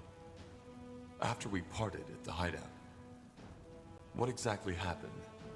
How did you and my father part ways? Good question.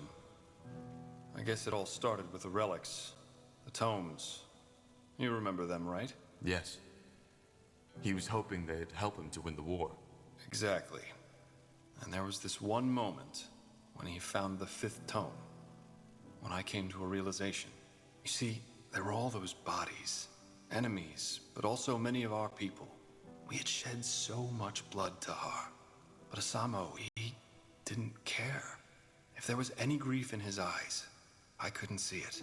And as dramatic as it may sound, that's when I finally understood that we had lost our cause.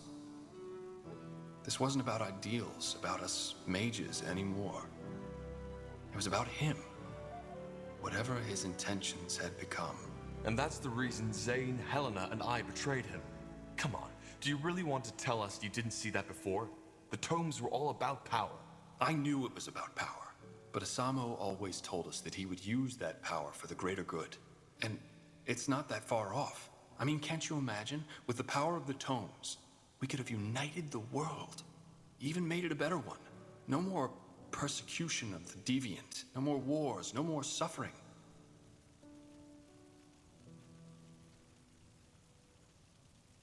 Maybe. But my father certainly wasn't the one who should lead it. Maybe not.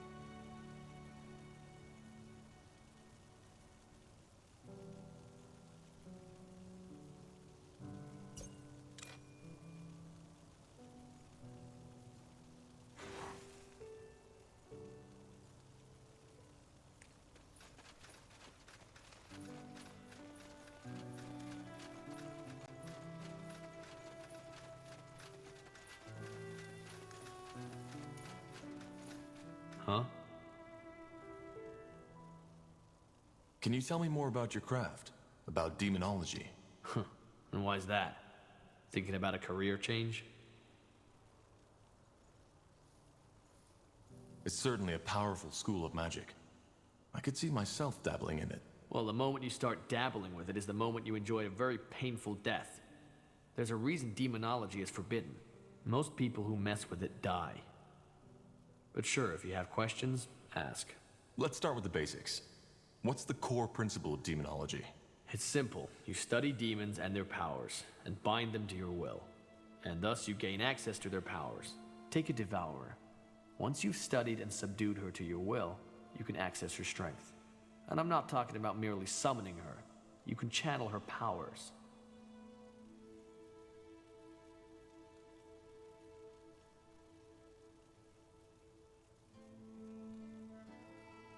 How is that supposed to work? Channeling their powers. Hard to describe. Just imagine that the demon becomes a part of you. You connect it with your magic, so to speak. And when needed, you can call on it to help you. It's not just the power that comes with it. It's also the feeling.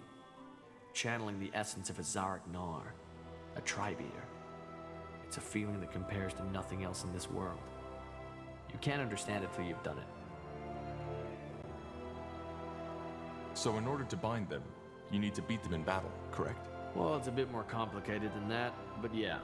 In a nutshell, that's it. And I'm guessing that's what makes it so dangerous. Among other things, yes. What can also happen is that your body simply can't handle a demon's unleashed essence. It can cause a brain rupture similar to what these masks the Purity use. And, to be honest, that happens to 8 out of 10 students of demonology. They subdue a demon, get excited, and let all their energy rush in at once. As a result, their brains explode like a watermelon hit with a warhammer. So, why exactly is demonology forbidden? Because it's dangerous. And because demonologists can be extremely powerful. More than some members of the ruling caste would like to see. Is there a limit to how many demons you can bind? No. If there were, I wouldn't still be traveling after all this time. Interesting. Thanks for the insight. Sure.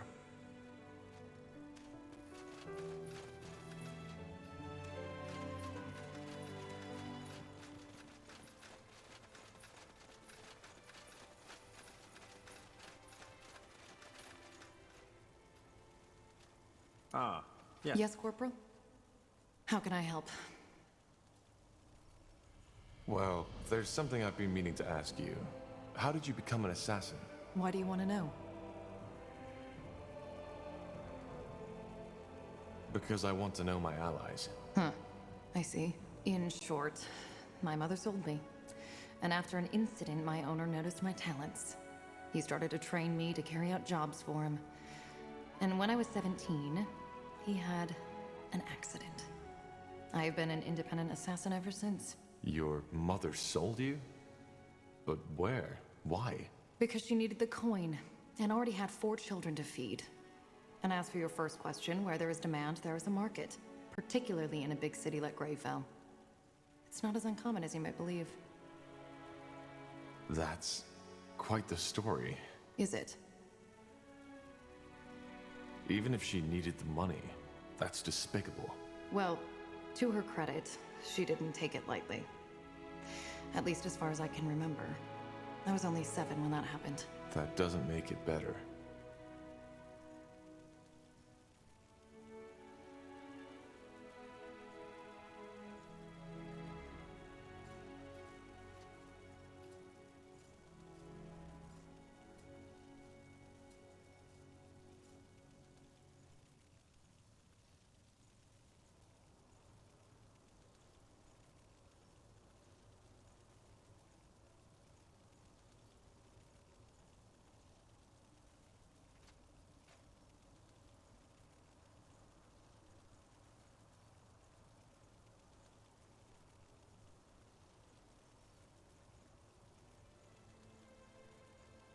You're saying there's a slave market in Greyfell? Slaves, sex, murdering for pleasure. Just imagine every dark desire you can think of. And you know what the Greyfell Bazaar has to offer. I find it interesting that this surprises you. Didn't you serve in the Royal Army for 8 years? I only joined shortly before the Mage Wars started, and the Greyfell affairs were the responsibility of the Greyfell Guard. I just didn't know. Well, now you do. I do not agree with the purity of light in most aspects. But they are right when they say there are many sinners in this world. If you believe in the concept of sin, that is. How do you feel about this? Your mother selling you off? Well, I used to feel strongly about it. Now I've simply accepted it as part of my past. But there are plenty of reasons for that. So, who is this man who bought you? I won't talk about that. This chapter of my past is done, and I want it to stay buried.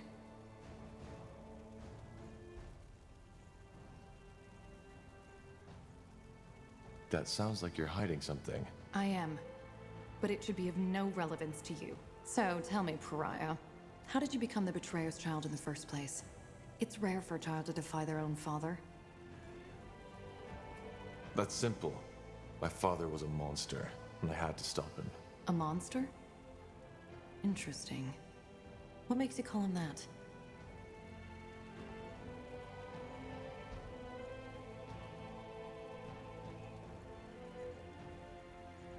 How about the fact that he started a war? Many rulers did that, and many people would if they were in their position. I would even dare to say it's in our nature. But don't get me wrong. I am not trying to justify your father's actions. I am merely thinking out loud. Either way, is there anything else you need? There's something I've been wondering. How can you kill for a living? What do you mean? How can I align it with my morals? Yes. I don't know if this is the right moment for this conversation. Maybe another time.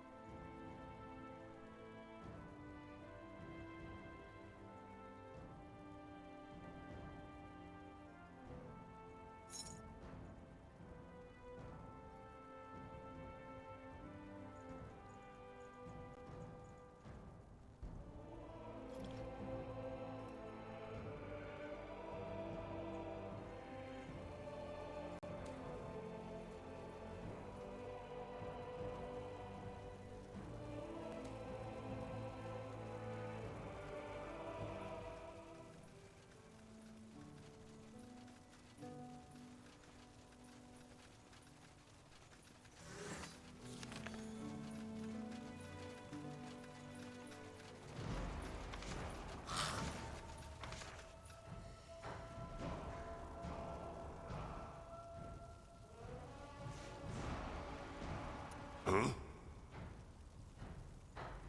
Back in Bar Gagor, you told me that you think the Orc should strive to be more. What do you mean by that? Do you consider your culture to be, well, inferior? Inferior? No, not at all. On the contrary, I'm glad to be a fire wielder and not a human or an elf. Why? Because not so unlike the Shapers, your culture is bigoted, strange.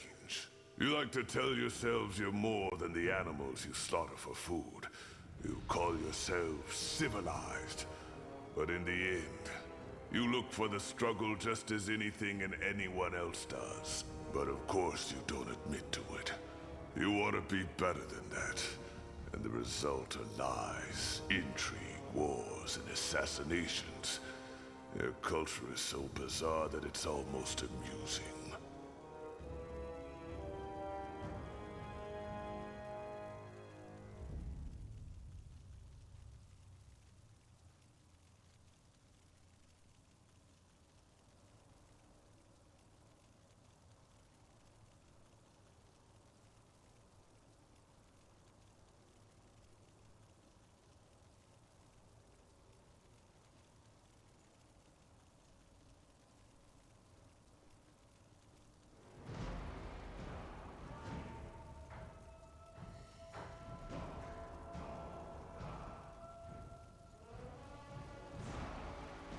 Well, you have a point. I know. So no, I don't consider our culture to be inferior. But we've gone astray. Fools such as Krell was one. They're the reason your race looks down on us. If Zakrak had wanted us to be ever-fighting, ravaging brutes, he wouldn't have given us minds to begin with.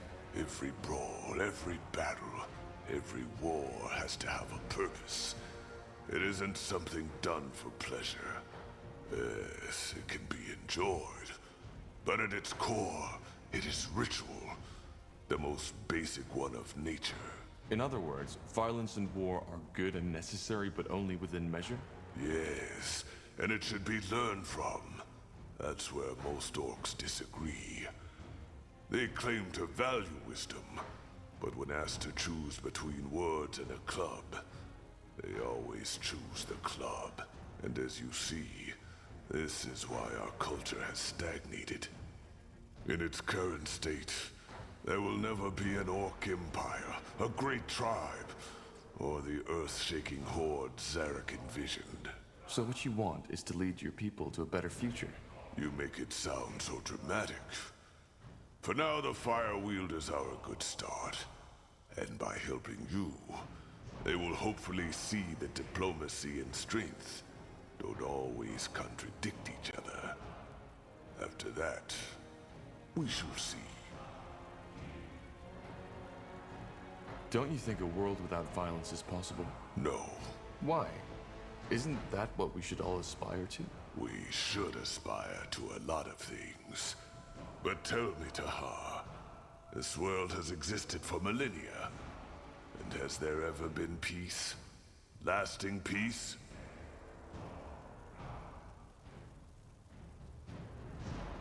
At times, yes. At times, exactly. As I said, our very existence is based on conflict. Finding food, not freezing to death. Living means to struggle. Your people, with your warm clothes and banquets, try all in your power to forget that fact. But you can't, because ultimately, there's as much thirst for struggle in you as in an orc. What we orcs believe is that we should embrace it. That we should just face the truth, even if it's ugly. That the ways of nature can't be changed by its creation. It's like fighting the tides. So what? Do we just kill each other whenever we feel like it? No. What we need is a way to channel our urges. Ceremonial battles, arenas.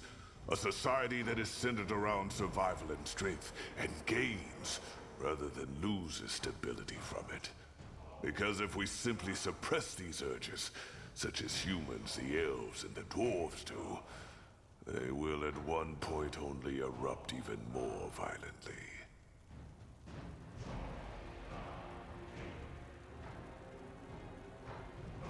I disagree. The day we stop striving for peace is the day we give up. I knew you were gonna say that, but I'm not gonna argue with you, Tahar. It isn't what I'm here for. Anyway, where were we? Did you always have these ambitions? No. Then where did they come from? None of your business, Tahar. Sorry. All right. Well, thanks for explaining. Sure. What's it like to change form? I've been wondering about that since I met you. I can imagine. It's exhilarating and strange at the same time. If it taught me one thing, then it's how foolish it is to put the mind above every other aspect of the body. Many people do that, especially scholars or mages. What do you mean? Because the shape of our flesh is so much more than just a shell. It defines us. When I take on the form of a wolf, for example, this wolf isn't just me with fangs and paws. It's a different version of myself. A different version? Yes. You can understand if you haven't been there. But I guess you could say that when I'm taking on a creature's form, a part of my mind gets infused with that creature's essence. The thirst for the hunt. Thinking as part of a pack, just to name the most obvious aspects. They meld with my mind. When I was young and first started shifting, the creature always dominated. It was like a feverish dream, and I had almost no control over my actions. With time, it got better. Did you ever completely lose control when you were in another form? In the beginning, yes. But the Elder always made sure I was in a controlled environment when I did my first transformations. How do you learn a new form? That's complicated. First you have to understand that creature, observe it, live with it if possible. It can take months, years, sometimes decades. Then there's what we shamans call the first joining. You have to visualize your shift. How does that work? I can't explain it. It's like your first bloodshed. It can't be explained, only experienced. So in theory, could you transform into anything? Even, say, a wyvern? A dragon? In theory, yes. In practice, there's no known shapeshifter who has ever done that. Save for old orcish legends, maybe. Why not? First off, there aren't many dragons around to study. And even if there were, you aren't likely to survive it. Secondly, transforming into something that enormous, it can be lethal. Our minds, our essence just isn't fit to govern such a massive body. Only some years ago, there was talk of an Ash Reaver shifter who had attempted to morph into a troll. He succeeded, but his heart, the troll's heart, stopped before he could take a single step. So you see why most shifters aren't that eager to experiment. Huh, well, that's definitely interesting. Thanks for taking the time to explain. Sure. How did you become a shapeshifter? I was chosen. And how does that work? Complicated. Are you sure you want to hear the whole story? Time isn't exactly on our side. It isn't, but the more I know about your abilities, the better. You're fighting for me, after all. We're not fighting for you, Tahar. We are fighting alongside each other. That's a big difference. Alongside, then? Good. Let's make it short, then. Shapeshifting is a gift of Zarek. One that only the best of his shamans are granted. And how does one become a shaman? He has to be chosen by a tribe's chieftain. You see, magical talent is a lot rarer among orcs than it is among humans or elves. In my tribe, there was only me and Rain. We both discovered our talent by chance. I, when I was 9, and put out a fire that had broken out in my family's hut. Everybody was asleep, even the damn fool that had been tasked to stand guard. When I woke up, the entire room was in flames. So it was your magic that woke you? No, I needed to take a piss. Makes sense. What happened then? I panicked and started screaming, as every child would have. However, the only thing that did was make me inhale the fumes even quicker. My vision blurred and I lost consciousness. When I woke up again, I was on a bed of hay in the village shaman's tent, and everybody was staring at me, as if I was Zarek incarnate. I asked what happened and they told me.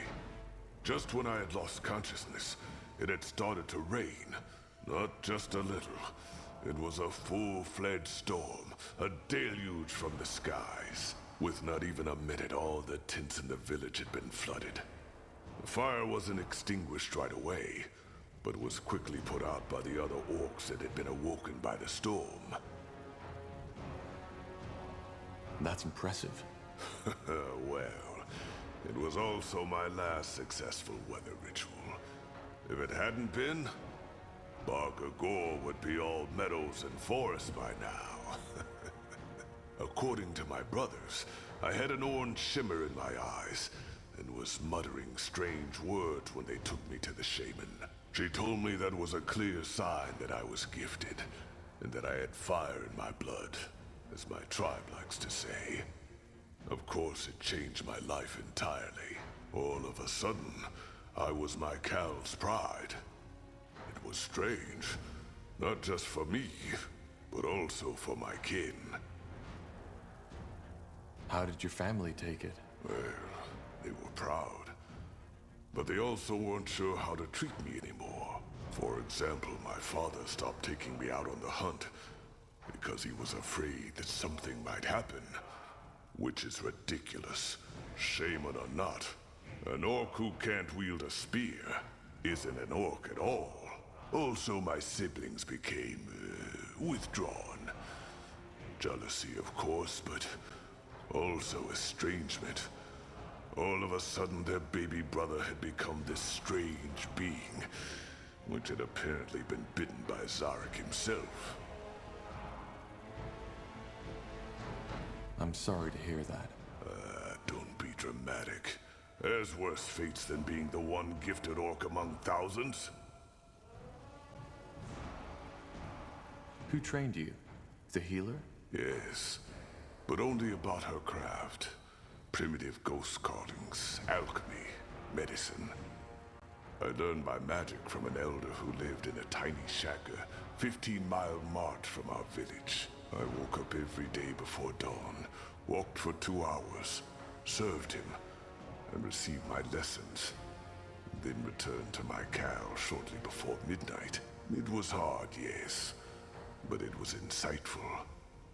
Those long walks in the darkness, the solitude at the foot of the mountain where his shack was, they shaped me. Interesting. And who was this Rain you mentioned earlier? Did I? Well, that's complicated. I don't want to talk about it. All right.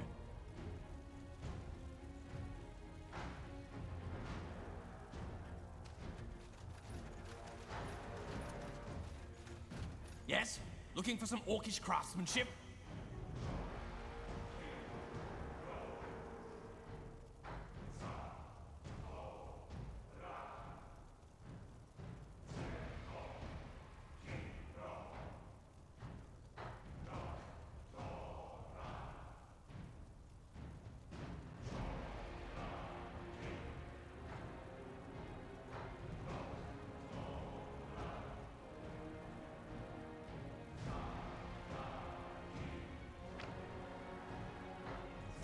Yes?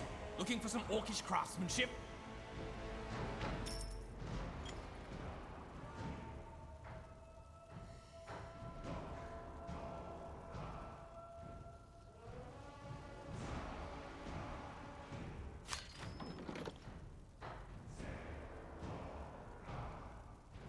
Huh? Yes? Looking for some orcish craftsmanship?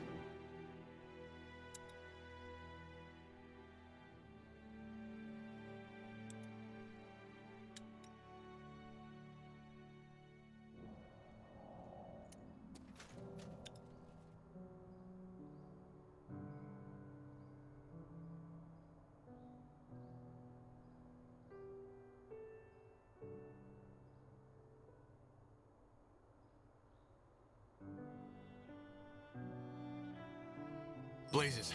Battle noises. They're already inside. What are your orders, Tahar? This doesn't look good. We have to seal the entrances. If they breach through either one of them, we're done with. Then we need to split up. I'll get some of my men and make a stand in the southwest. Then I'll take over the northwest. That's the hardest one for them to reach, so chances are they still haven't made it. Then we'll help you. Good. And Tahar, if what that scout said is true, and House Utran is really part of this attack, don't harm her. I know my sister, and this does not make any sense at all. There must be a reason for all of this. I didn't even know Lady Utran is your sister. I don't blame you. Northander politics and family bonds are complicated, but yes, she is my sister. And since her husband, Lord Rickard Utran, died, she's the ruler of the Utran lands, which makes this development as dangerous as it's bizarre. The fact that House Leonider is supporting the Harbinger is bad enough. I'll do my best. Good luck, Angar. We'll come to your help once the other entrances are secured. Do that. Nihalth guide your sword, Tahar. Come on, Tahar. This way. Understand.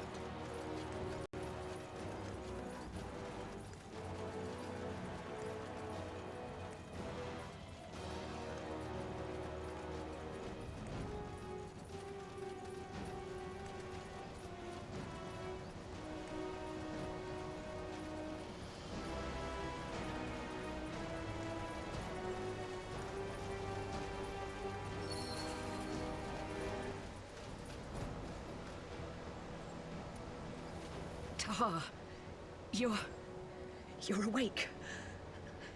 Shit. So they've already breached the outer walls. They will soon. That masked thing on the other side. I don't know how he does it, but he's draining me. Drain?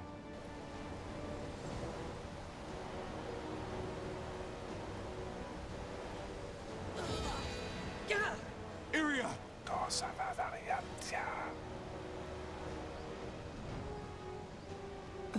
Ellen's reins. What happened? The barrier gave up. Are you injured? No, just a scratch. Seems like Scryer Elion got the worst of it. Can you take care of her? Yes. I'll get her to the Nexus as quick as possible. Be careful, Corporal. I have a feeling that masked priest wasn't Lakane's only ace up the sleeve. Probably not. Stay safe, Iria. Blazes, what kind of magic is that? Ready yourself, Tahar!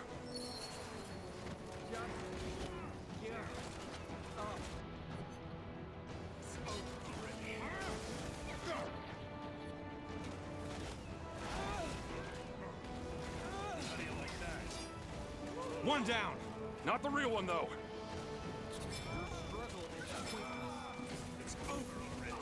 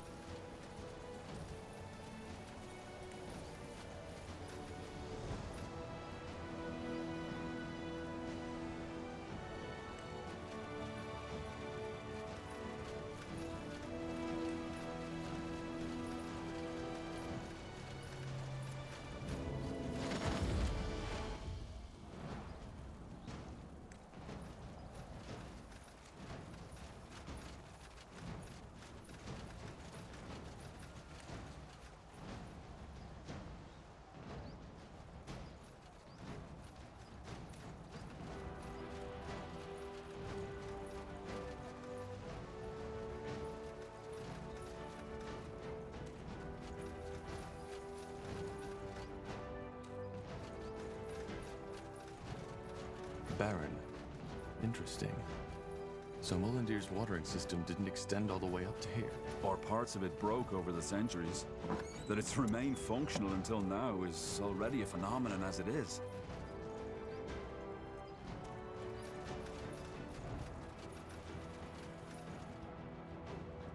Fine.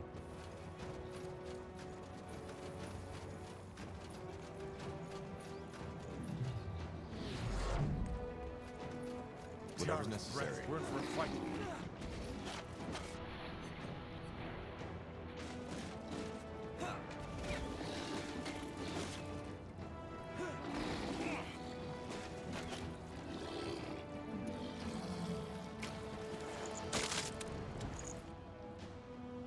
Sure. A fine plan.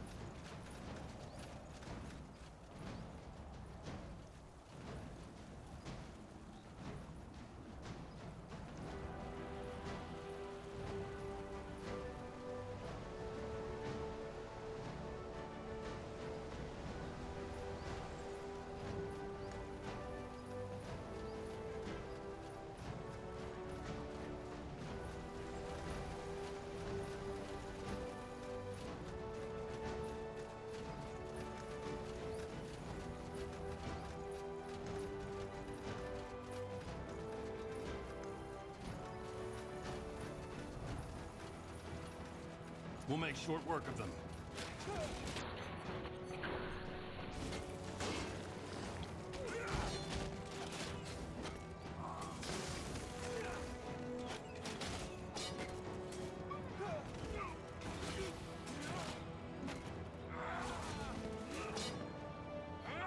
Blazes! Help me, somebody!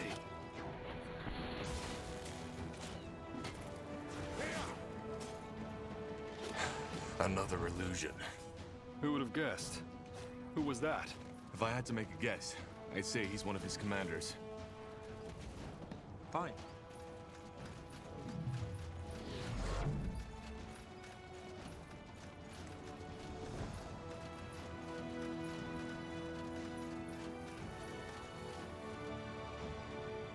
Sure.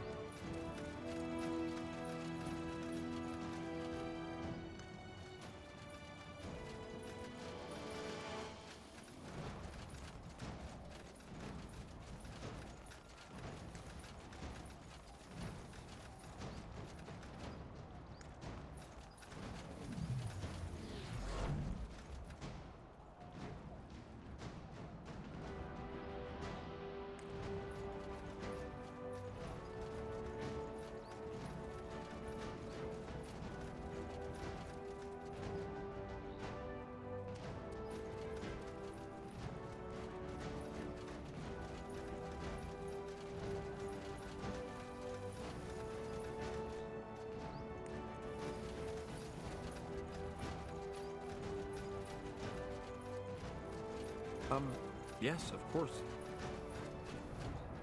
Got it.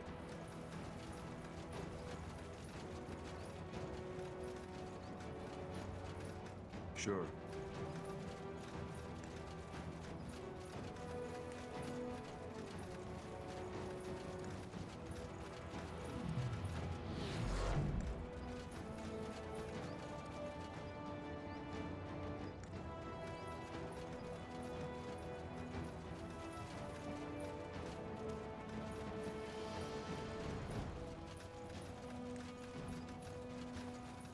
More fighting.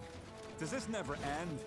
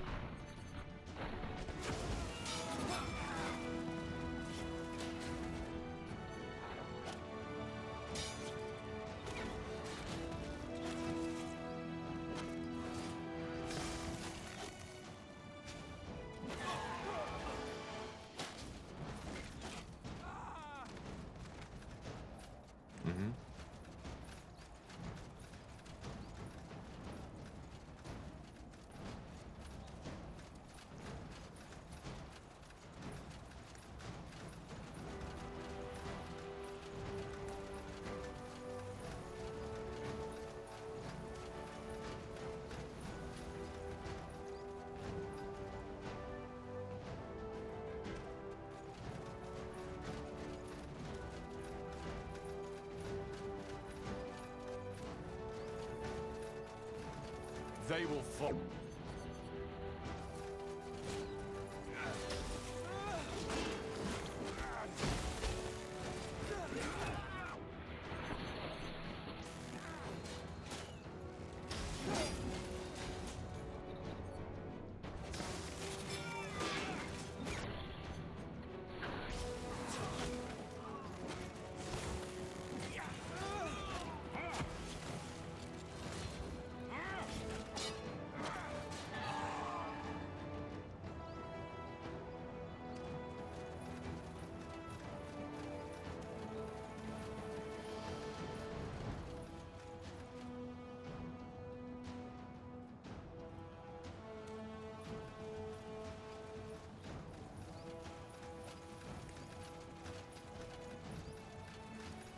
This way, right?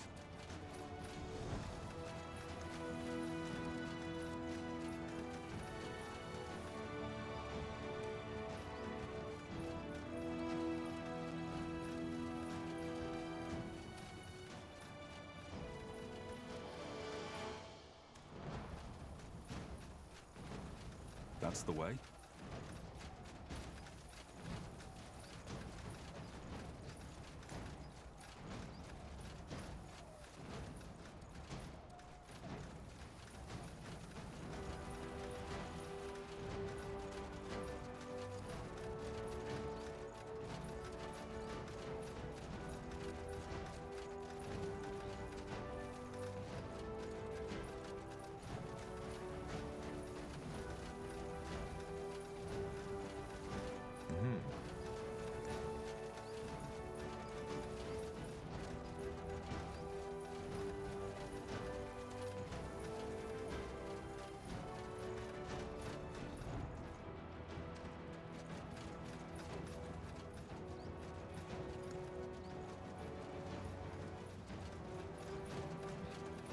Will do.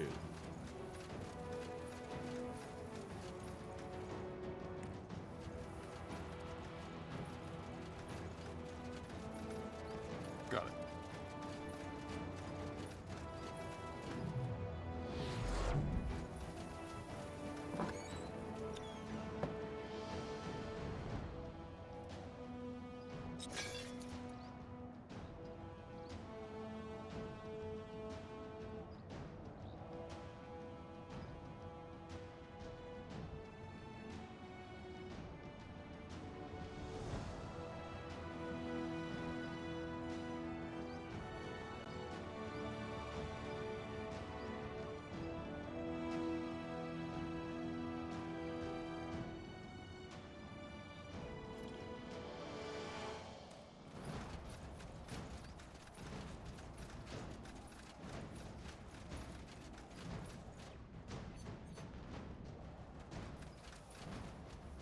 Danger up ahead!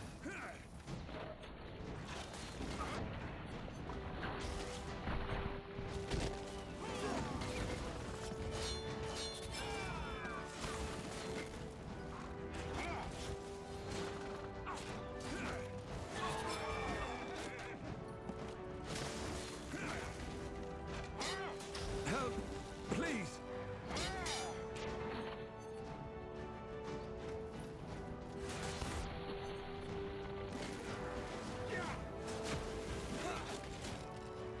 What now? The southwest, the southeast, and the northeastern entrance are still undefended. Then we need to take care of them.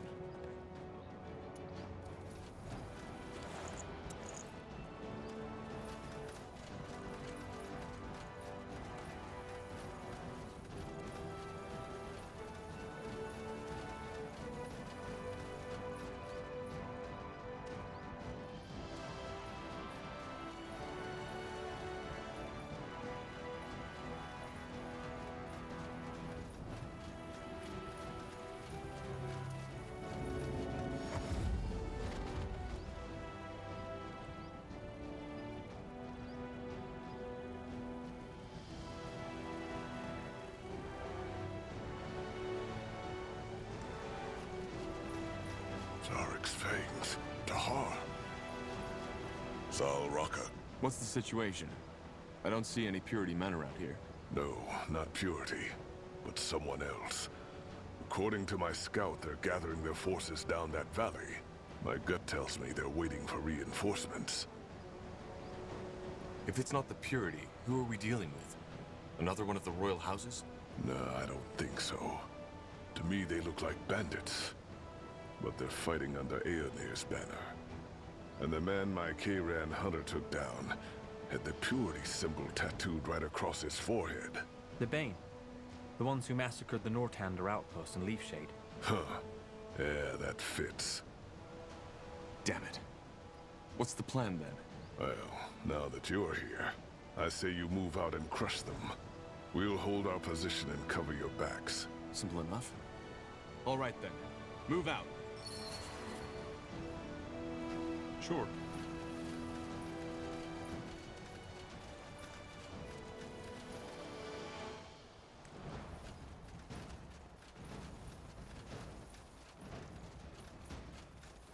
as you want. Everything has an end.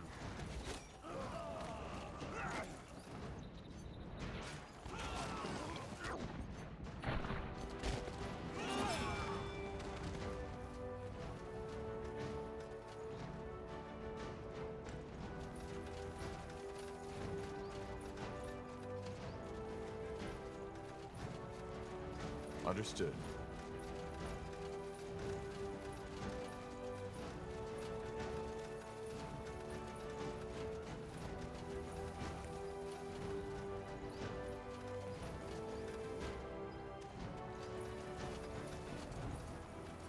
All right.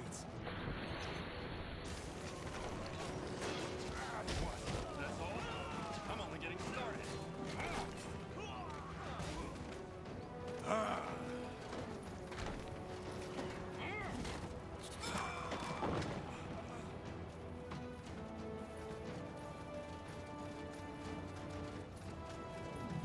A fine plan.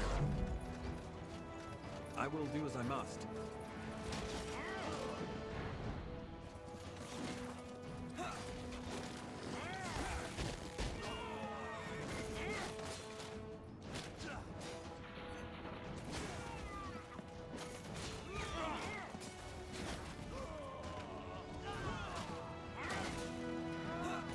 Fine.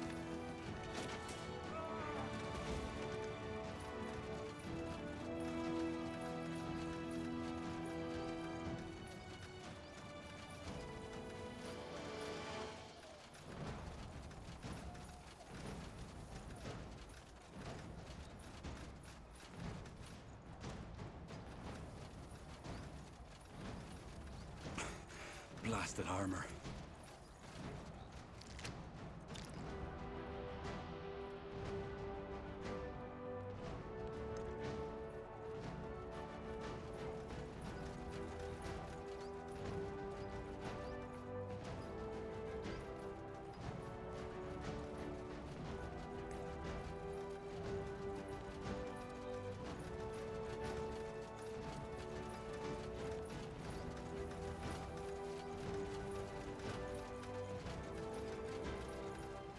This way, right?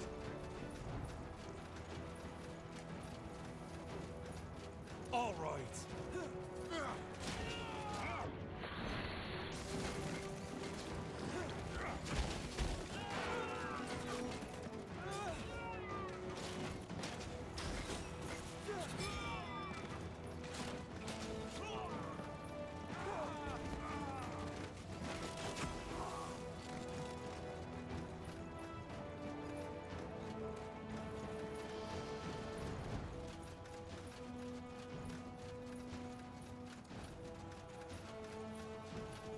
More fighting.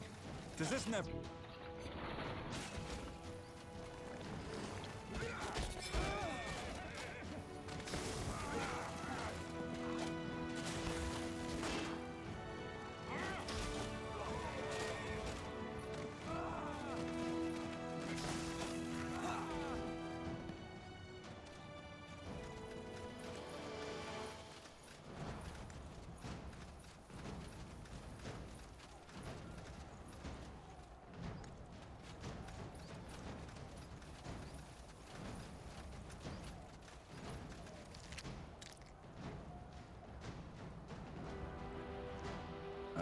All right, why not?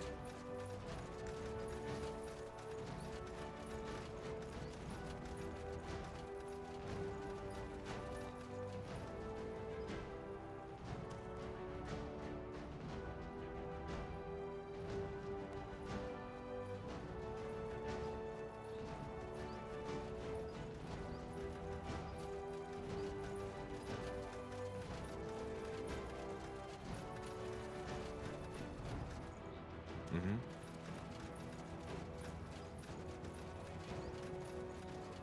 I'll keep you shielded. Ah!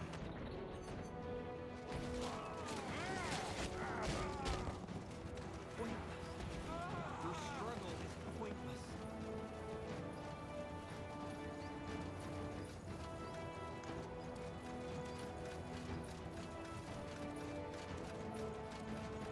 The fabled pariah. Interesting. I thought you... Let's just get this over with, shall we? My words exactly.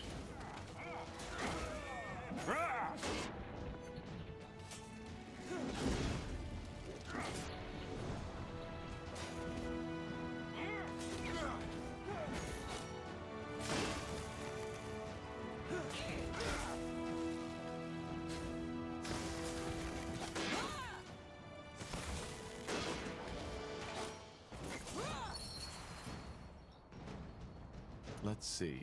Not bad, Tahar. Not bad. Why are you doing this?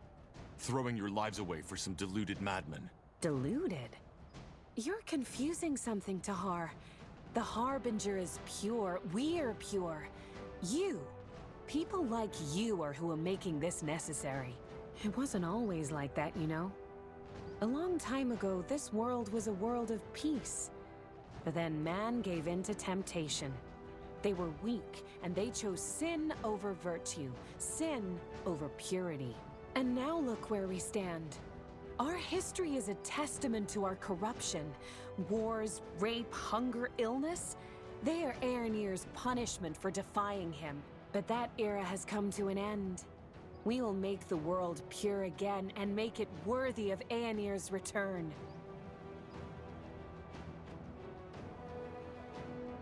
By slaughtering innocents? Blazes, are you that blind? Aeonir's forgiveness. You are perverting his name for your own purposes. No, Tahar. Aeonir is justice, and that's what we deliver.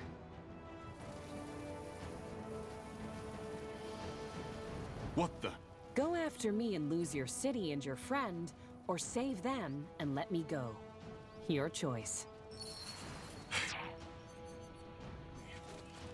No time to go after her. We need to secure the entrance.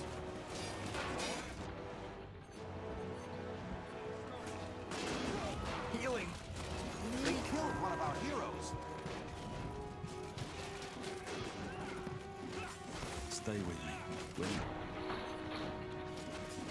Blazes! Help me, somebody! Stay with me, will you? Blazes! Help You me, read my somebody! mind. They killed one of our heroes! Danger up ahead!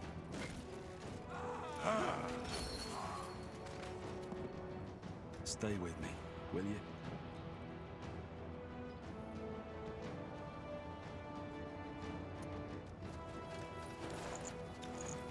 Sure. Sure.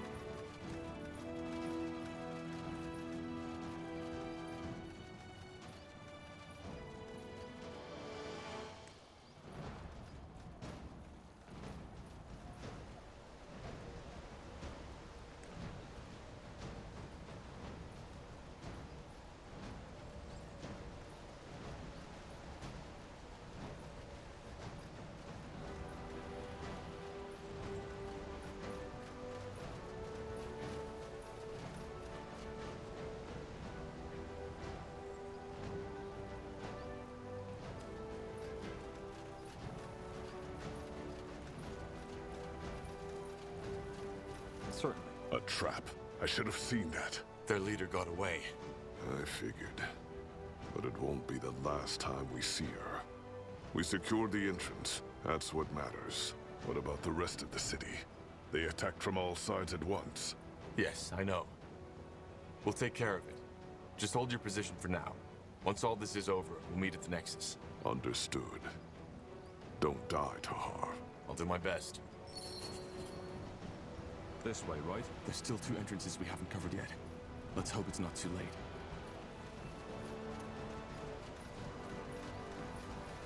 You're here. Good. I assume that means the Northwest is secured. It is. How about you? Well, we managed to fend off their first attack. They aren't Purity, though. What then? Mercenaries. They don't have a banner, so they could be about anywhere. Thing is, they've put up a siege weapon of sorts right up that hill, which prevents us from retaliating. What kind of weapon?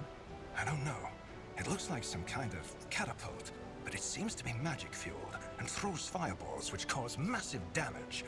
We're out of reach, but the moment we move against their camp, it'll decimate us within seconds. Whereas, if you attack the machine directly, the mercenaries themselves will fall into your backs. Or swarm right into the city, yes. We weren't enough to split up, but now we are. Good timing, in other words. So you want us to destroy that weapon? Yes. The moment it is down, we'll go for their strong point. Understood. Let's get this done.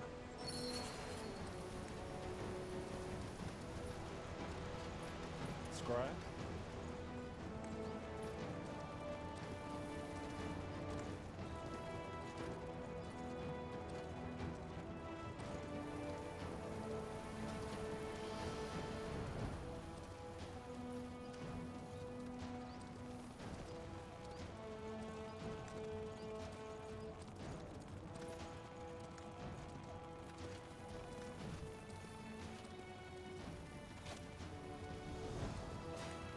Let's see what we can do.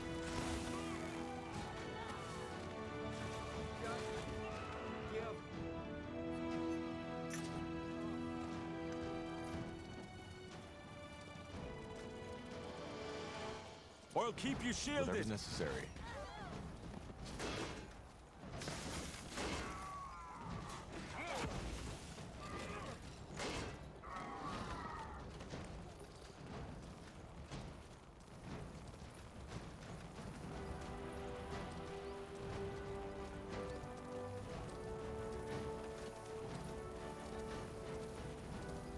Understood.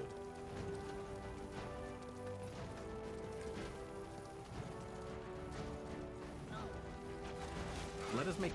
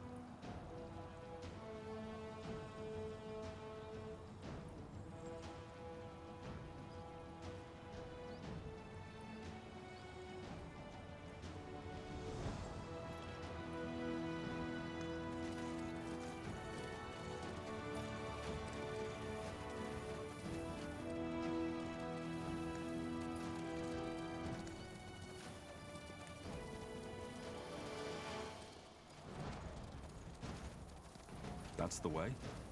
There it is. Take it down. Shit! Kill them!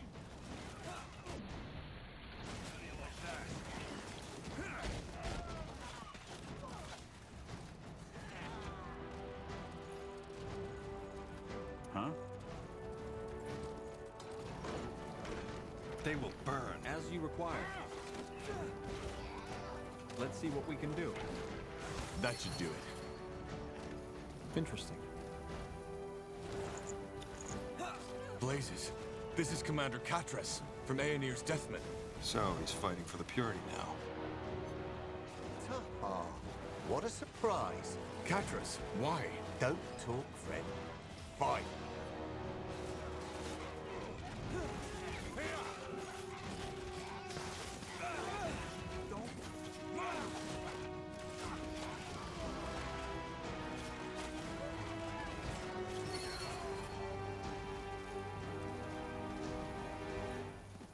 Ah, yes. Blazes, Tahar. Now I know why Lacane wants you dead. You really know how to fight.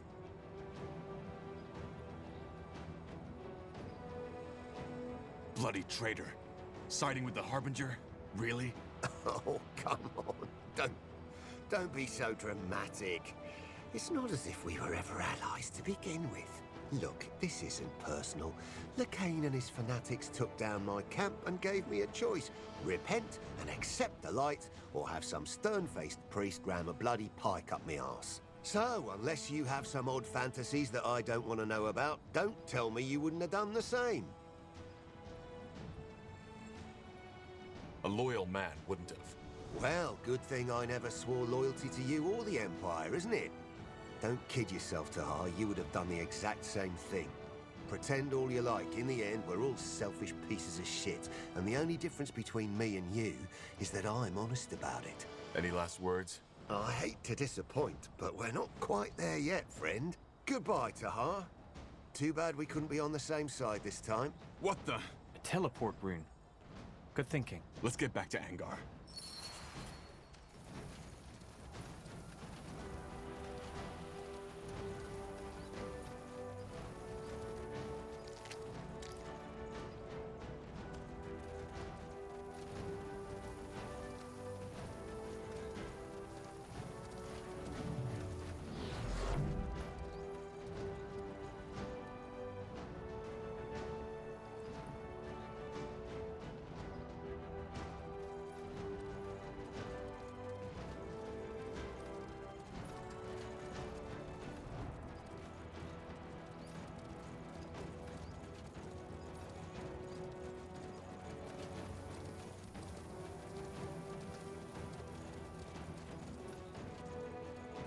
That way.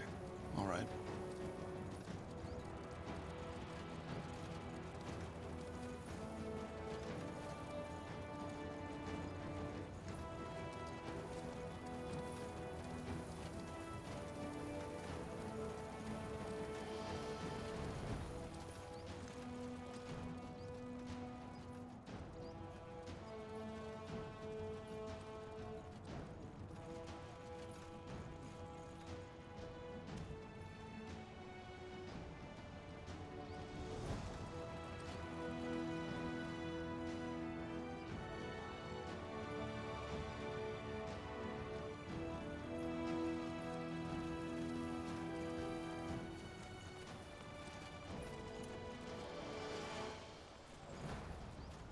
We drove them back. Their commander escaped, though. He had a teleport rune. Hard luck, I suppose. Well, you secured the entrance, that's what matters. What about the rest of the city? Are we safe? Not yet. Hold your position for now. We'll meet at the Nexus once all this is over. Understood. Tiara's blessings, Tahar. Almost through. Just one more entrance to go. All the more reason to hurry.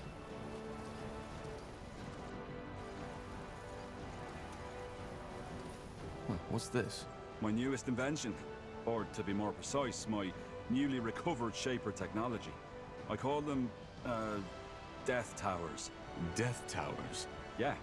While you were asleep, I did some more research on how the Shapers used the Nexus to defend their city. This is the result, though they won't hold forever. And my gut tells me the Utrans are up to something, because I haven't seen Lady Moira yet. So it's true. House Utran is fighting for the purity of light. Yeah, and quite viciously so. In other words, your awakening couldn't be more timely. What do you suggest? Well, as you know, I'm not the best at tacticians, but from what I saw, the attacks are currently coordinated by 2 Utran commanders. If we stay here and make sure no one gets through, you could take out those commanders in the meantime. Got it. I'll come back when it's done. Good. Nihalf, guide your blade, friend.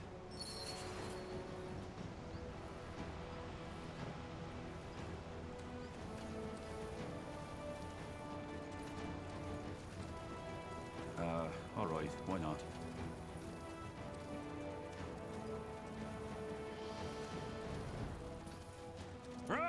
You picked the wrong enemies.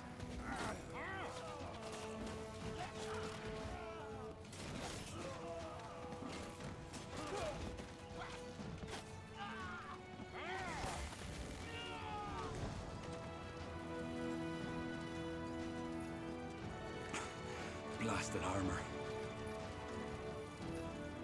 Fine.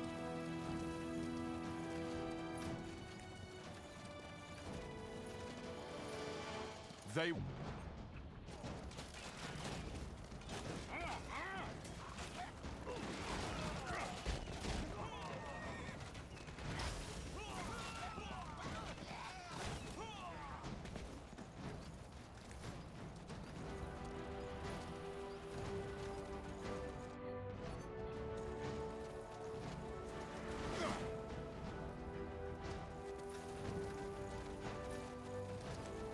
We'll make short work of them. Fine. Let us make this quick. More fighting. Does this never end?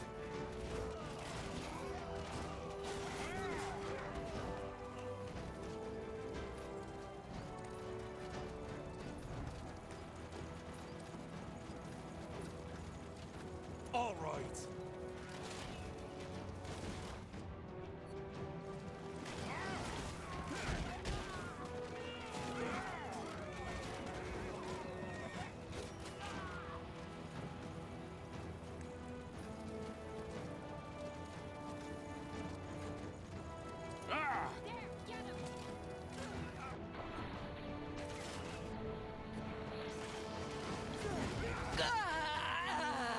He's dead. Let's find the other one.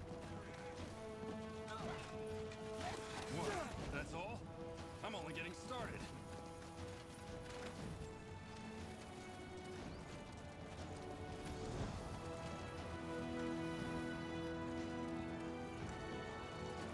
They will burn. I will do as I must.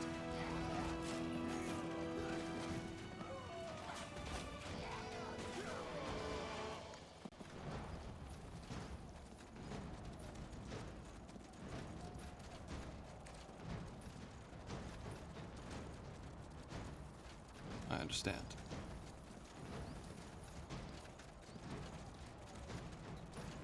Danger up ahead!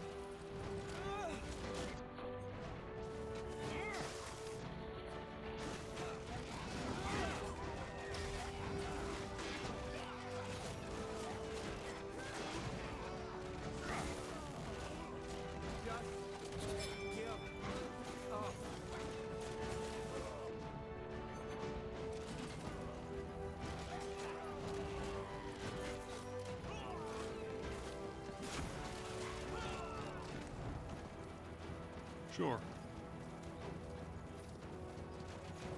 By the... That's top. Get him!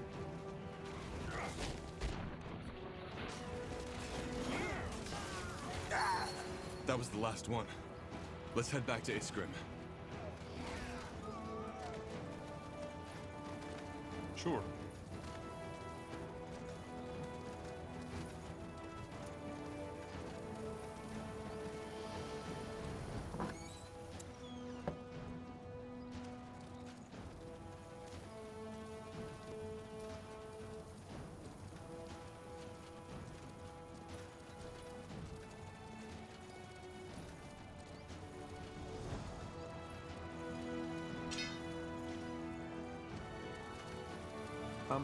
Yes, of course.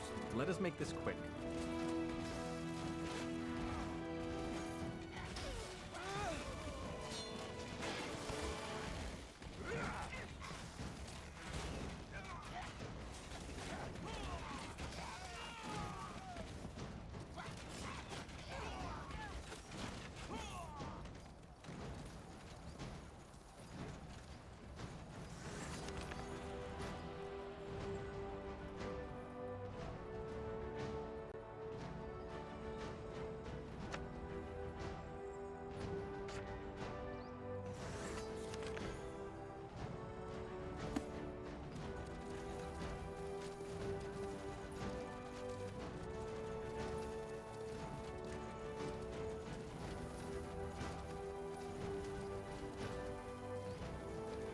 Let's see what we can do.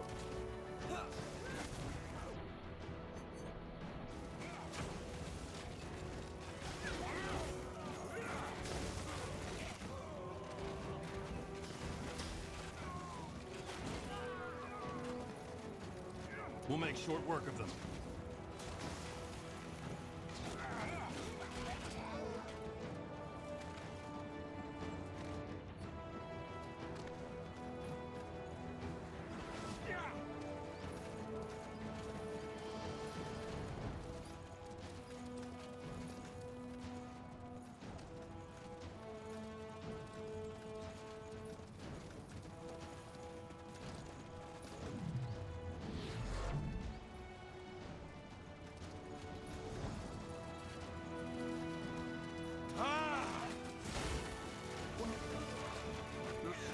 Fine.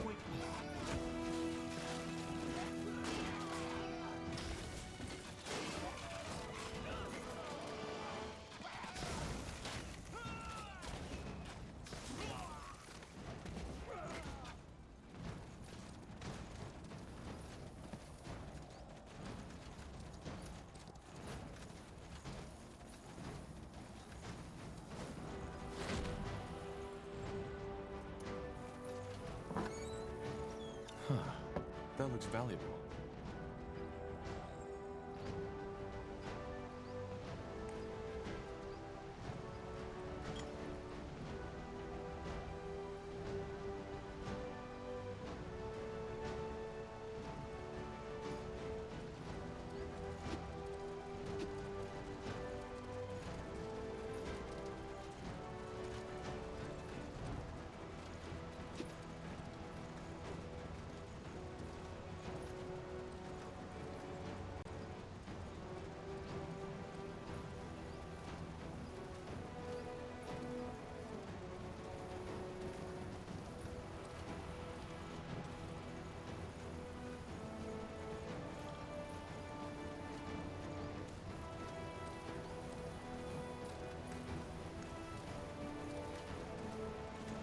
Certainly.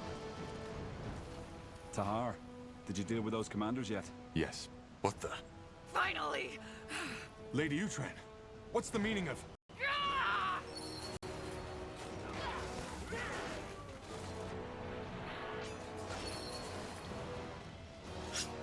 All right. One more step and I'll slit my throat. Tell me one reason I shouldn't kill you. Let me think. How about the fact that if I die, the Utran lands will fall into chaos and you'll have another civil war at hand? Just what you need right now, isn't it? Not to mention that the poor, precious Lord Marshal would be heartbroken, losing his sister like that. I hate to say it, but she's right. We cannot let her die.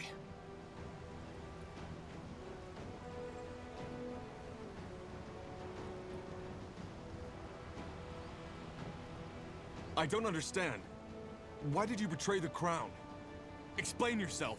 Explain yourself? Oh, Tahar, you must understand the situation. You're not in a position to give orders. So here's what's gonna happen. You will let me walk away unharmed. You can have my soldiers, I don't care. But if you make only one wrong move, I will end this by slitting my throat. You're bluffing. Try me. I don't get it. What in blazes happened to you? Who knows? Fine. Get out of here. A man of reason. One more thing, though, before I leave. What? You will repent. All of you. Niehaus hammer? What? I mean, what was that? That is... Wait, I have a theory. About what happened to Myra? Yeah, but let's talk about that later. I think this entrance should be safe for now. The Death Towers will make sure of that. Good work. That'll help us. We need to discuss things at the Nexus. Of course. Thank you again, Tahar. Well, I'm glad you're back. What do you mean? She was possessed. This doesn't make any sense. I'm afraid it does. But again, I have a theory. The rune. While you were asleep, I tinkered with it a little. You think the rune has something to do with this? A rune. But it's probably best if I show you. Follow me, Tahar. I'm coming too. All right, let's see. Turn around. Tiara's breath. So, you get the idea. Mind control. Yeah. There are still some critical problems with it, and what I've done is far from what the Harbinger did with Lady Moira. But, Tahar, this rune, it has so much potential. If you thought what it does with the Godstones was fascinating, it's just the beginning. The Shapers, the Gazarlanthep, they knew their full potential. And this is the reason they were so powerful. Do you see it now? They... Have you lost your bloody mind? Stop that! Whatever it is! Stop it now! What?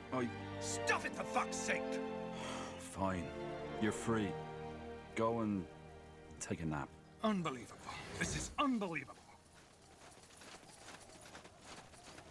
So you actually possessed those men? No, I mean, yeah, the rune did. Look, Tahar, I know that I was maybe a bit too enthusiastic here, but can't you see the potential? Those soldiers, they do anything you command them to, without batting an eyelid.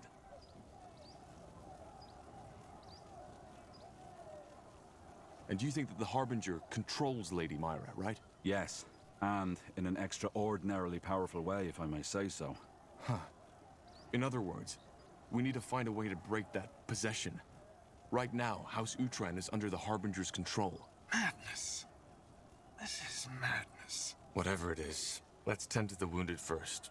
We'll discuss everything else in the Nexus. Yes. Let's do that. So many casualties. I just don't understand. We just ended one war. Now the Harbinger starts another. Well, he seems to think he and his fanatics will change the world for the better. Everybody does. Interesting.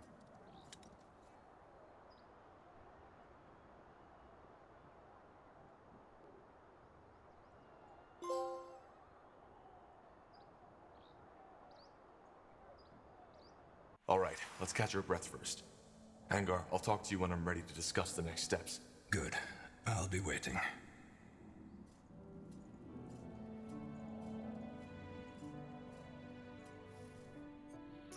That's the way.